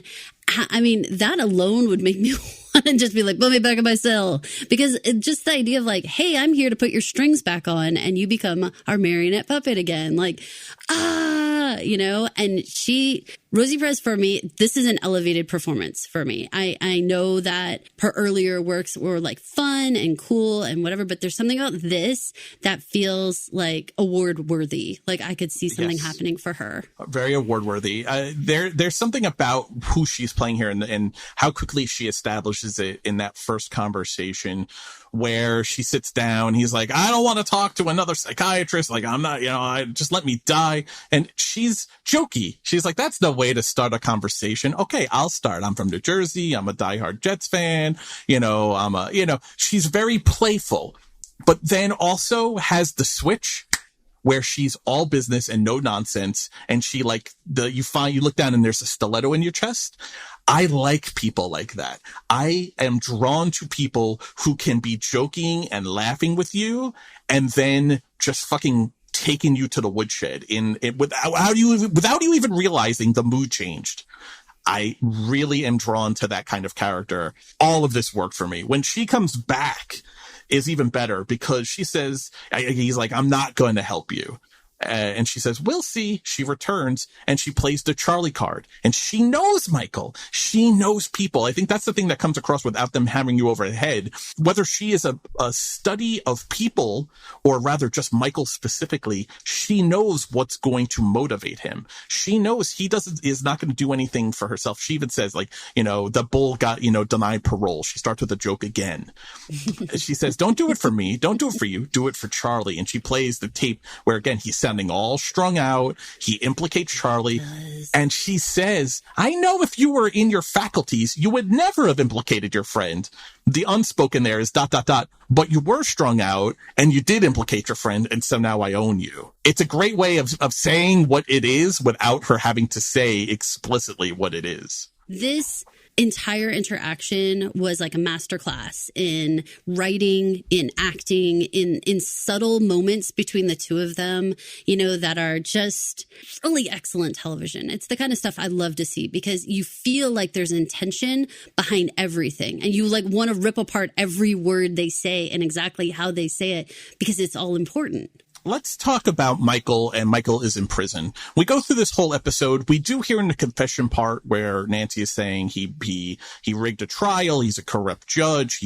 Michael belongs in prison. She says, that's fine. Indict him on tax evasion. But whatever, the transcripts of the trial need to be sealed. He's no good to me if Baxter thinks he's a snitch, right? That's the clip we played earlier. We never actually hear what happened to Michael that he's in prison. What did they actually try him for? What did he get accused of? The Baxter family has so many informants and so many dirty cops. How did the trial proceed in such a way that Michael's real motivations for why he's going to jail were never revealed? Are we going to see that? It occurred to me at the end of the episode, we watched this whole hour episode. We don't actually know why he's in jail. We haven't seen it yet. A year has passed, we think. Are we going to get to see the trial? Do you think? Do we need to see the trial? I don't need to see the trial because we saw the trial happen, meaning the trial of Carlo. And that's the trial that is why he's in prison. Right. But Rosie's whole thing, or Olivia Delmont's whole thing is, I can't have it going out that he confessed, that he snitched, that he worked with the Baxters. She needs to preserve that Michael never turned on them. But the Baxters are going to know the judge has been in jail. I'm sure Jimmy knows that. So why does Jimmy think Michael is in jail? It's not going to be because he rigged a trial, because that would reveal him as having snitched at some point that he did that. Okay, well, these are different questions. So these are different questions. One question you're asking is, what does the world think he's in jail for versus what is he in jail for? Right. We know why he's in jail, right? The confession is that the interesting question for the show is, what does Jimmy Baxter think Michael is in jail for? Are we going to find that out? That's a fair question, and especially fair because we could say, or someone could argue, well, the Baxters, maybe they just like lost track of him, blah, blah, blah, right? So, no, I'm not arguing that. I'm saying some people could argue that, right? Like, whatever. Right. He's just out of their face. But you have Fia. Let's go back to that conversation, writing these letters, visiting him in prison. You know, like we have these moments where we know that the Baxters are fully in with him. And the other thing is, if you had a judge on your payroll, essentially, I don't think you're losing track of that judge. You know, I think you know exactly where that judge is located and whether or not that judge can continue to help you. There's a whole lot going on there. It's a very good question. I think we should put it up on our bulletin board and ask ourselves, are we going to figure out like what it is that the public thinks that he's in jail for and what exactly is going on? And people may also argue, well, Olivia says in there, well, whatever you do, just the transcripts of the trial, whatever it is, have to be sealed. Fine. Well, how are they not already sealed, though? But if it's been a year, it makes you feel like it's like, well, but how long? Again, the Baxters, though, we know they have people on the payroll. They had a judge working for them. They had Michael in the end working for them. So we know that they could probably get access to the transcript. So I'm curious what they actually say, because it's been a year now. Michael is still alive. He hasn't been killed in prison. And we know the Baxters are experts at getting people killed in prison. But Michael's still alive. So whatever he went to jail for, it couldn't have been for something that Jimmy is aware of that warrants him being dead. Right? Because you're right. They're not going to lose sight of him. They're not going to just be like, meh, the judge, he disappeared, whatever. I don't know where he is. No, they're going to know why he's in jail. And remember when Jimmy, towards the end of the trial, in one of the clandestine meetings between Jimmy and Michael, he says, you've got a girlfriend, you got a dog, you got a son, you got a mother-in-law. What do all these people know? Essentially threatening even the dog. Everything is on the table. What do they know? Because he'll make them dead otherwise, right? So whatever Jimmy thinks Michael is in prison for can't be something that Jimmy thinks Michael ratted him out. That's my guess. But I think I want to know. I think I want to know why Jimmy thinks Michael's in prison. I love that. Let's put it on the board. Were you surprised Fia shows up at the prison? Yes. I was like, why would you show up there? I think I was more surprised at the way he treated her, though. I think that, him slamming the phone and walking off was such a departure from the way that he tried to be so detail oriented as a judge and sit there and listen to people and go through, like all that kind of stuff. The fact that he had like zero patience and like walked off, that actually surprised me quite a bit. And I appreciated the actor's face, like when he stood up and slammed them. I mean, her eyes were like boing, like they were so big. I was like, excellent. I'm curious, is it lack of patience that he had with her, or was it shame? Because when he sits down, after he gets over the initial shock that she's there, and he looks at the guard who like what the fuck is happening here? He sits sideways to her, Caroline. He doesn't look in her face. He can't look at her. And it's not until she asks the question, did Adam love me, that he's so dumbfounded by that question that he actually turns to her. He's sitting literally sideways in that little prison booth. It came off kind of almost like shame to me. Oh, I think shame. And I mean, incredible hurt. I mean, Adam would not have been there if it wasn't for Fia. He wouldn't have been at the Baxter Hotel had it not been from this person sitting across from him. There's so much there that is just bringing up all the bad that I'm sure just seeing her face would be enough to break him down. Did Adam love me? I don't know. There was a lot that we didn't get a chance to talk about. He and I became very close. Maybe we can fill in some of the missing pieces. No. I won't be able to help you. Look, I don't know if what Adam and I had was the real thing, or if it just seems that way now, because Adam was a terrible liar. He didn't have that gift.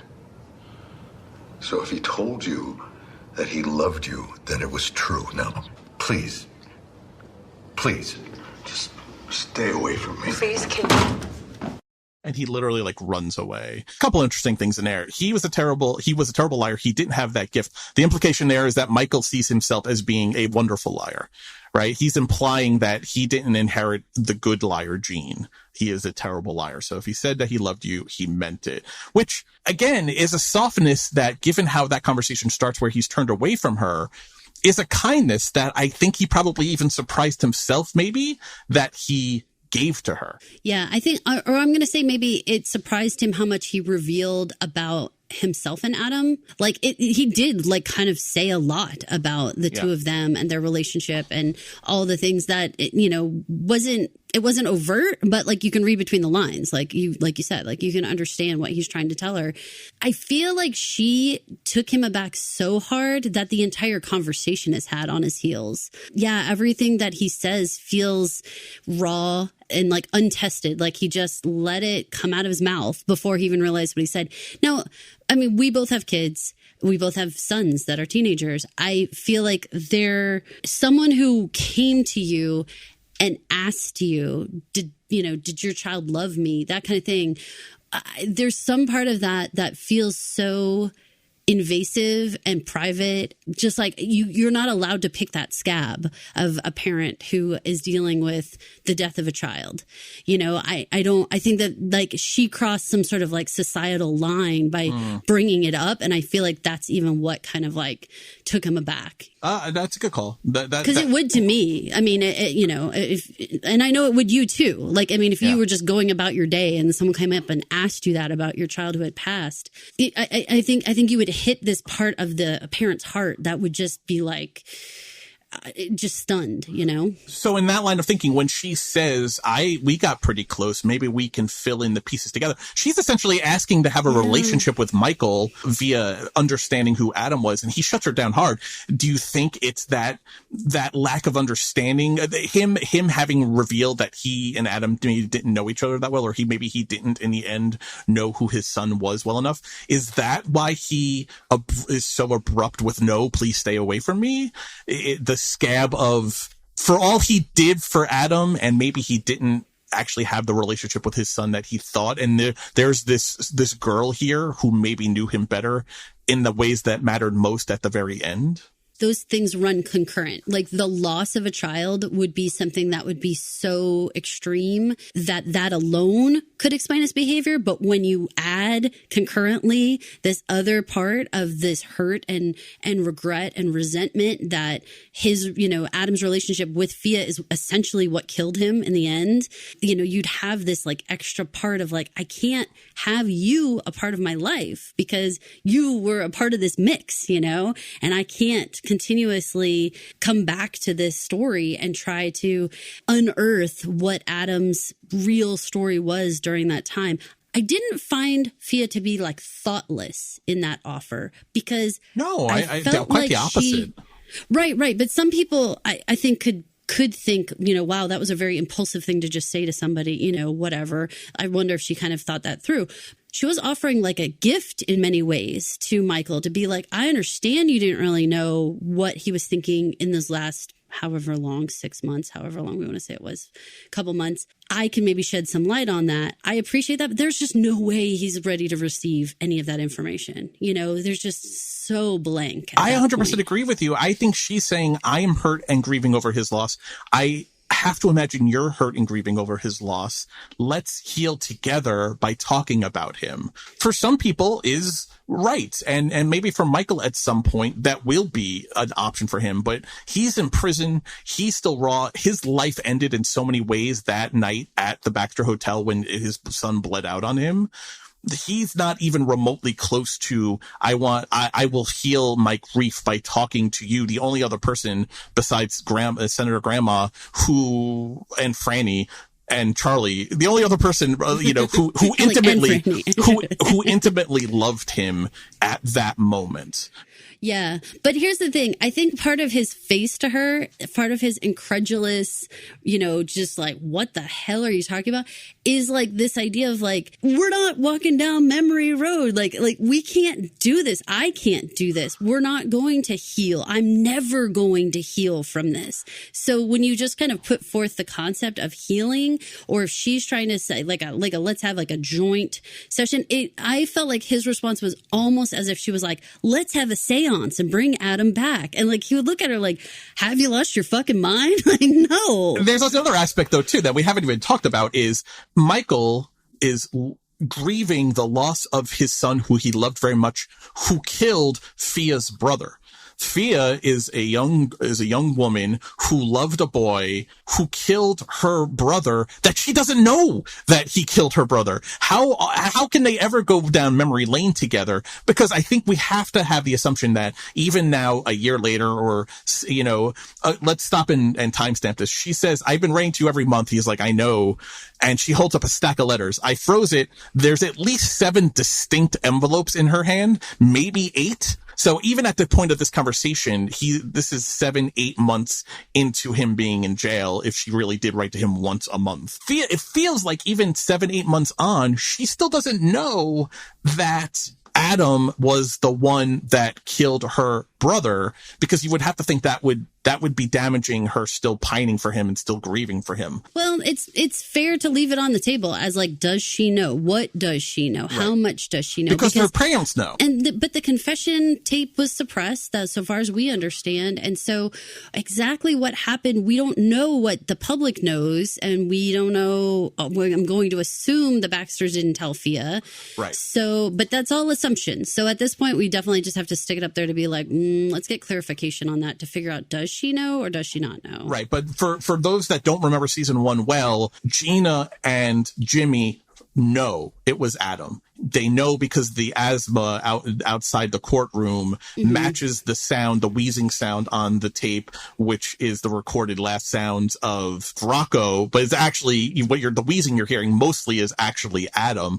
They know, her parents know that Adam, Fia's boyfriend, is the one who was there and killed Rocco. So the question is, on the assumption, and I think it's the right assumption, is that they haven't told her. Why haven't they told her? Well, I think we have to get into a little guy that we see. It's a baby. There's a baby. I think we have to start talking about that little guy.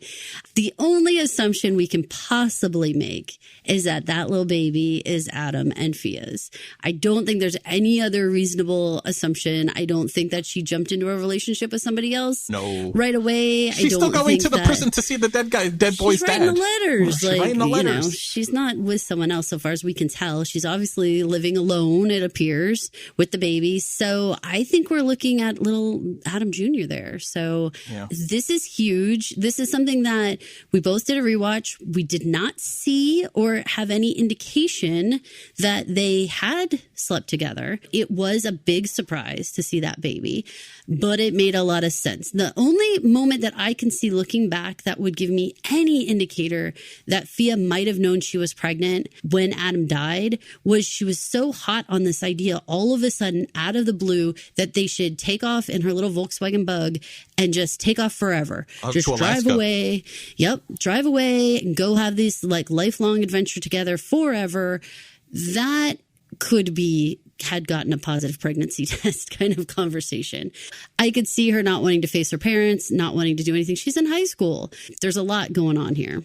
We never saw them have sex. They never showed it. They never even said like we took the next step. Right. They never implied it in any way. And that seems like a plot hole. That seems like something that should have been alluded to. So the question is, why didn't they do that? Now, the only defense I have for that, because I agree, I feel like that is something that you would think the show would have alluded to. I'm going to take you back to the end of episode 9 and the beginning of episode 10. In episode 9, we know that Senator Grandma in her conversation with Nancy is that Senator Grandma Elizabeth is going to tell Adam about his mother's affair. Episode 10 begins with a conversation with Adam sitting on the dock, looking forlorn, looking at pictures of his parents. Elizabeth coming to the house and having a heated conversation about Michael that she told him about the affair. And they get into it. Let's line up the kids and tell them that Santa Claus isn't real and all this kind of stuff. We don't see her have this momentous conversation with Adam. It happens off screen, which you and I in episode 10 last year talked about was an editing choice, is a particular editing choice. A big moment in the show for Adam and what he thinks of his mother, especially given how vociferously against it Michael reacts. It's weird that we didn't get to see it. Also, we didn't get to see episode 9 ends with Fia and Jimmy having a conversation. How much do you love him? I love him a lot. I want to meet him. I want to meet him now. She texts Fia. We see Adam grab his phone. He gets a text message and he's leaving the house. The episode ends with Michael in his kitchen saying, okay, I'll wait up for you. We don't see that meeting. We don't see presumably that night when Adam goes to Fia's house and meets Jimmy. We only see them together for the first time the next day at the hotel when Jimmy embraces him and hugs Adam. But we're meant to believe that he met him that night, and we don't see that on screen either. Why am I bringing up all this? Because the show has two big moments that it didn't show us on screen. It's not off the table or out of the blue that big moments in the show happen that they chose not to show us. That's an important pattern that you're pointing out, is that there's plenty of times when they have chosen to edit things in a way that we're not going to see it on screen. You just have to assume. And that's why I point to that conversation with Fia saying, like, let's take off. Let's get out of here. That makes sense to me, that she would be like, I can't face my parents. We're not facing your dad. Like, let's get the fuck out of here. Let me read into this even more. In the conversation with Fia and Jimmy, she's laying on the couch. Jimmy is sitting in his armchair staring at her. Staring at her, and she's reading her book on the couch. She's laying down under a blanket. She has her hand on her stomach. Plenty of people, when they lay on a couch, will keep a hand on their stomach. But if you're pregnant, TV and film have taught us that one thing that expectant mothers do, largely subconsciously and not aware of it, is keep a hand on their stomach. And women who are not pregnant tend not to caress their bellies. Right, but she's not caressing. She just has a hand there. But you know what I mean. If you're looking for clues, you can find some. And I think the conversation, the out of the blue, let's leave this place, it very much could be. To me, that feels like what? Because where would that come from? Like, why would we do that? So I appreciated all of that. And I think you're right on the patterns. And I'll be interested to see if they continue that in season 2. My guess is they will, because these are like limited run. It's not like a 22 episode situation. If they have a lot to get through, they're going to have to pick and choose those moments. Let's talk to the baby twist, which I think is a bona fide twist. I don't think anyone really saw coming at the end of the episode. She is writing Michael a letter. It sounds like it's a final letter. And she starts it off by acknowledging that maybe she never knew who Adam was, which maybe is a hand tip that maybe at this point, a year on, maybe she does know about Adam, but she's choosing that Rocco and her family, she's choosing Adam, or her idea of Adam and this baby over that. But it also feels like a final letter. And I'm curious, the baby's cooing interrupts her. I'm curious if she's going to reveal in that letter the baby. If the point of that letter, which does sound like a final letter to him, I've tried to reach out to you. You don't want to hear me, but here it is. I'm curious if she continues that letter, we get to hear it narrated. Does she tell him about the baby? To me, I think that she was writing about it the whole time. I mean, he didn't read the letters. So I don't think the reveal is in that final letter. I think you're right that final letter is probably a goodbye and like I would have wanted you to be a part of the baby's life kind of thing or something. But I think that the letter's all along because of the monthly nature. Doesn't that seem to coincide very much with pregnancy? True. And like some feeling of like, this is what happened this month and here's what's going on kind of feel. She's sitting when he arrives at that prison meeting. We don't get to see based on the timeline when they were thinking if it's 7, 8, maybe 9 months, she's probably pregnant in that scene. But we never see her stand up. She doesn't get to that point. He literally runs away from the conversation. Maybe she's going to stand up there and show that she's got a big pregnant belly or something. The conversation never is allowed to germinate that far. It's never allowed to bloom. I have a theory. Can I give you my theory about the baby and why the baby is important? Sure. We talked about in this episode a bunch about how Michael has no reason to live. Maybe he's not out and out suicidal, but certainly has lost the spark to live, the husk. This baby, being Fia and Adam's baby, will be the spark for his reason to live. Beyond protecting Charlie, the idea of being a grandfather, because I think character trait wise, even more than Michael being this stalwart of justice and truth that he's supposed to be as a judge, as your honor, I think season 1, character trait wise, shows most Michael's biggest driving force is protect his son.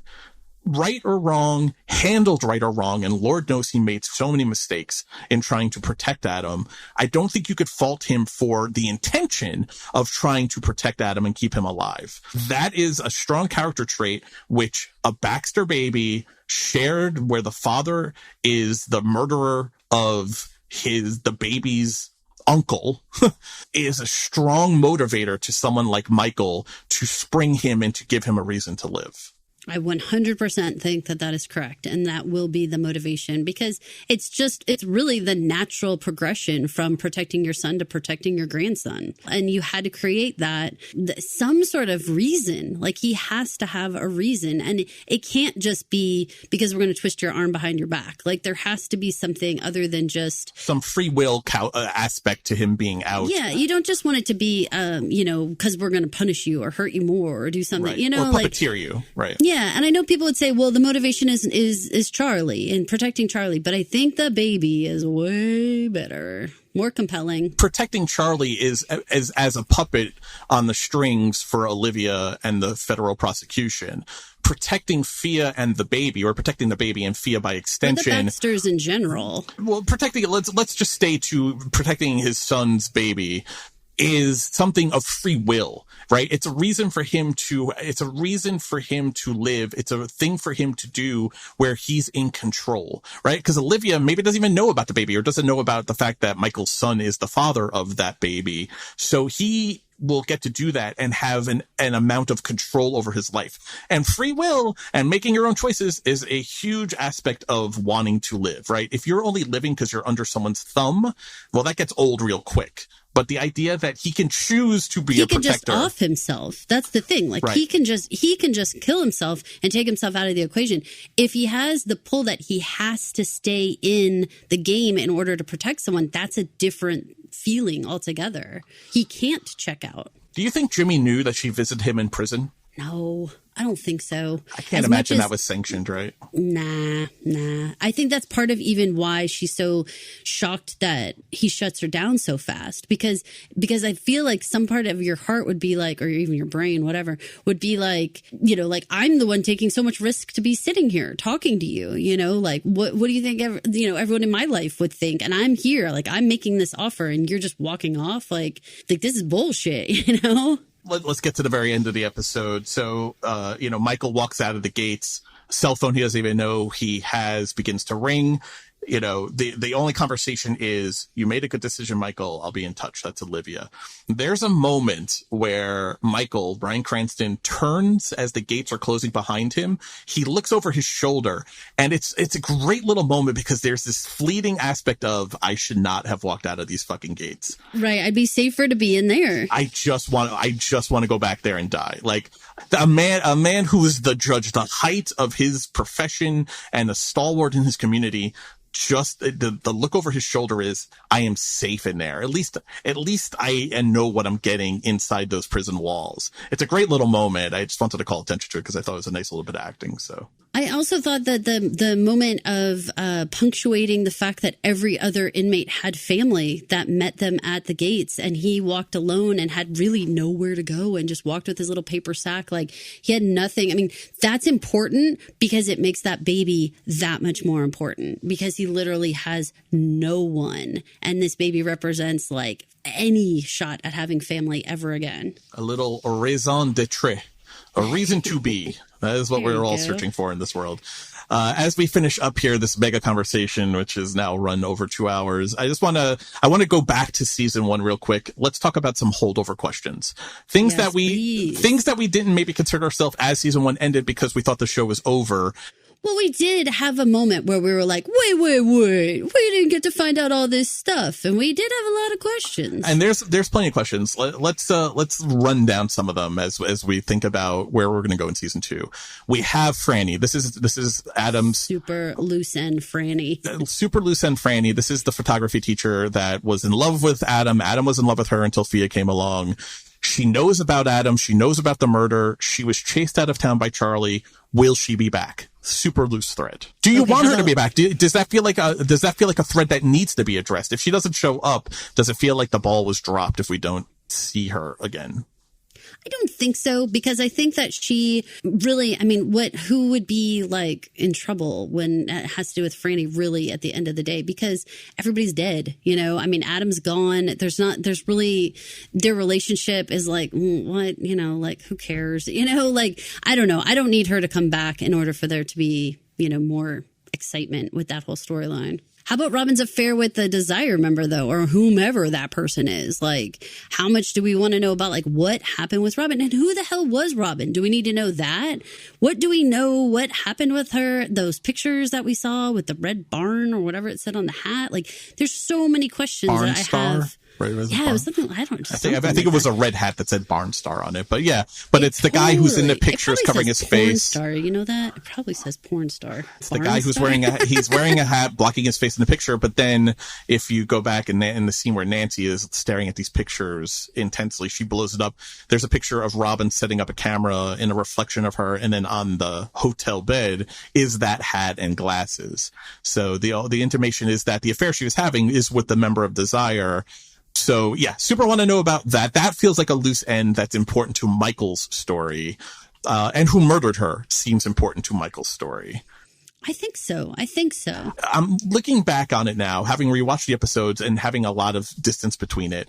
Michael doesn't give a shit about it. Honestly, he really doesn't seem very concerned about who murdered his wife at all, which makes me think he knows who murdered his wife. Or why. I don't think he had a hand in it, but I think he knows. That's a very bold prediction to say that. But at the same time, you're right. He doesn't have what we would assume would be the very natural questions. Right. He never seems to bring that stuff up. Right. And he never seems to have the same level of urgency as anyone around him about what happened to Robin or where she, like, you're right. Gina? Where's your sense of urgency?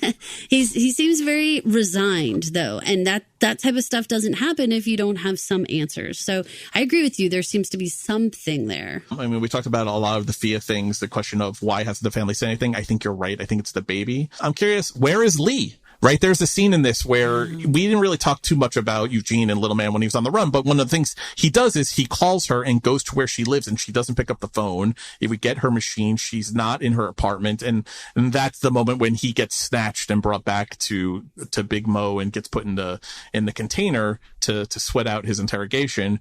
But he goes to Lee's house. Lee still exists in this world, but she's not in this episode. Is she coming back? Because that's another Michael loose end. Where's she been the last year? Did she put on her pro bono public defender hat and go to bat for him in his trial? I doubt it. I hope to see Senator Grandma come back. I want to get some information more about her. She was a cool character. And obviously, you know, if we're going to start talking about having like these like federal level cases, I think that you have to bring in some like bigger world, right? And so if we can kind of, you know, bring into Senator Grandma's world, she's kind of like the outside New Orleans voice, or you get like somebody to talk a little bit more about what's going on big picture. I hope we get more of her. The last thing for me on the list is Nancy and Nancy's relationship with Charlie, right? Presumably Nancy and Michael are going to run into each other out of prison, and I'm definitely looking forward to that.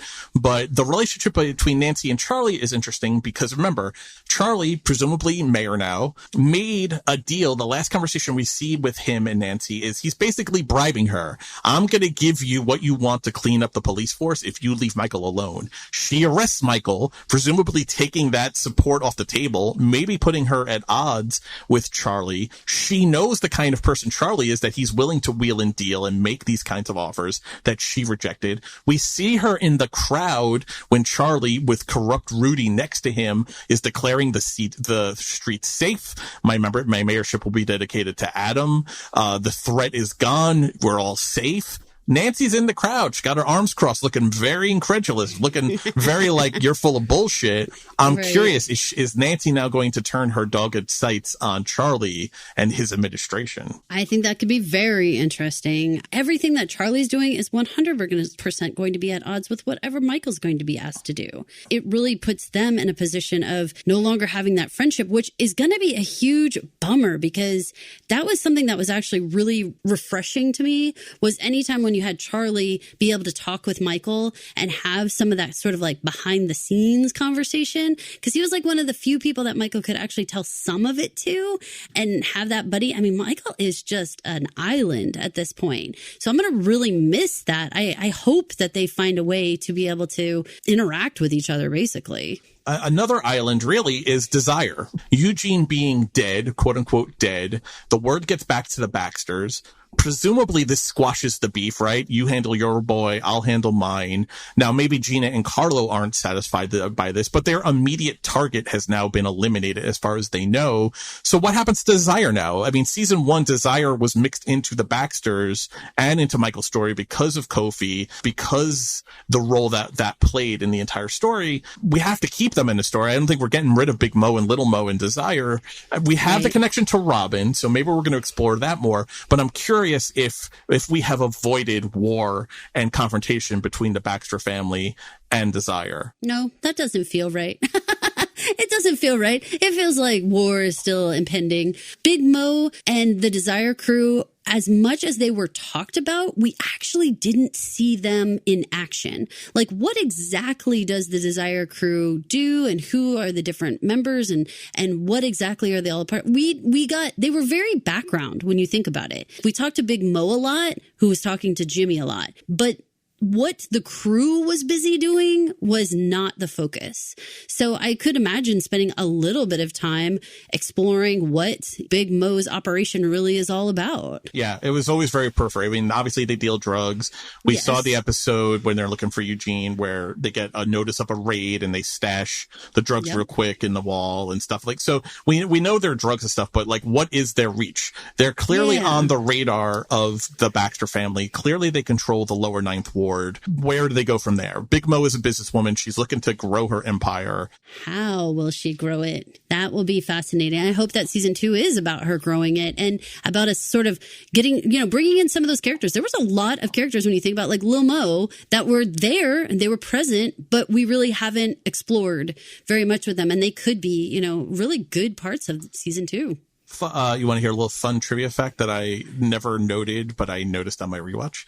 Do you know what Lil Mo's real name is? Lil Mo's real name. Oh, I feel like I saw it on the screen. Lee reveals it. She's doing a search for it. I can see her typing it. I can see her in that conference room. I can see it. Trey Morrow. Trey. Trey Morrow. Morrow. There goes the Mo. So... There go the Mo. There go the Mo, Trey Morrow. So that's funny. That's funny.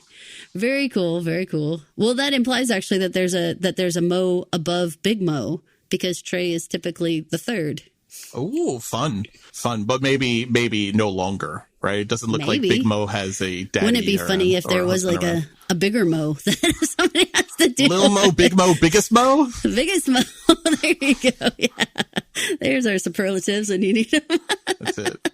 All the Mo's. Oh, that's so funny. You guys, this has been so fun to get back with these characters and get an opportunity to try to decide like what is going to happen and how fun in a world that we're living in right now when shows that we love maybe even have their full production already in the can and we're not getting a chance to see them, or we're getting our favorite shows like Westworld getting pulled off of streaming services.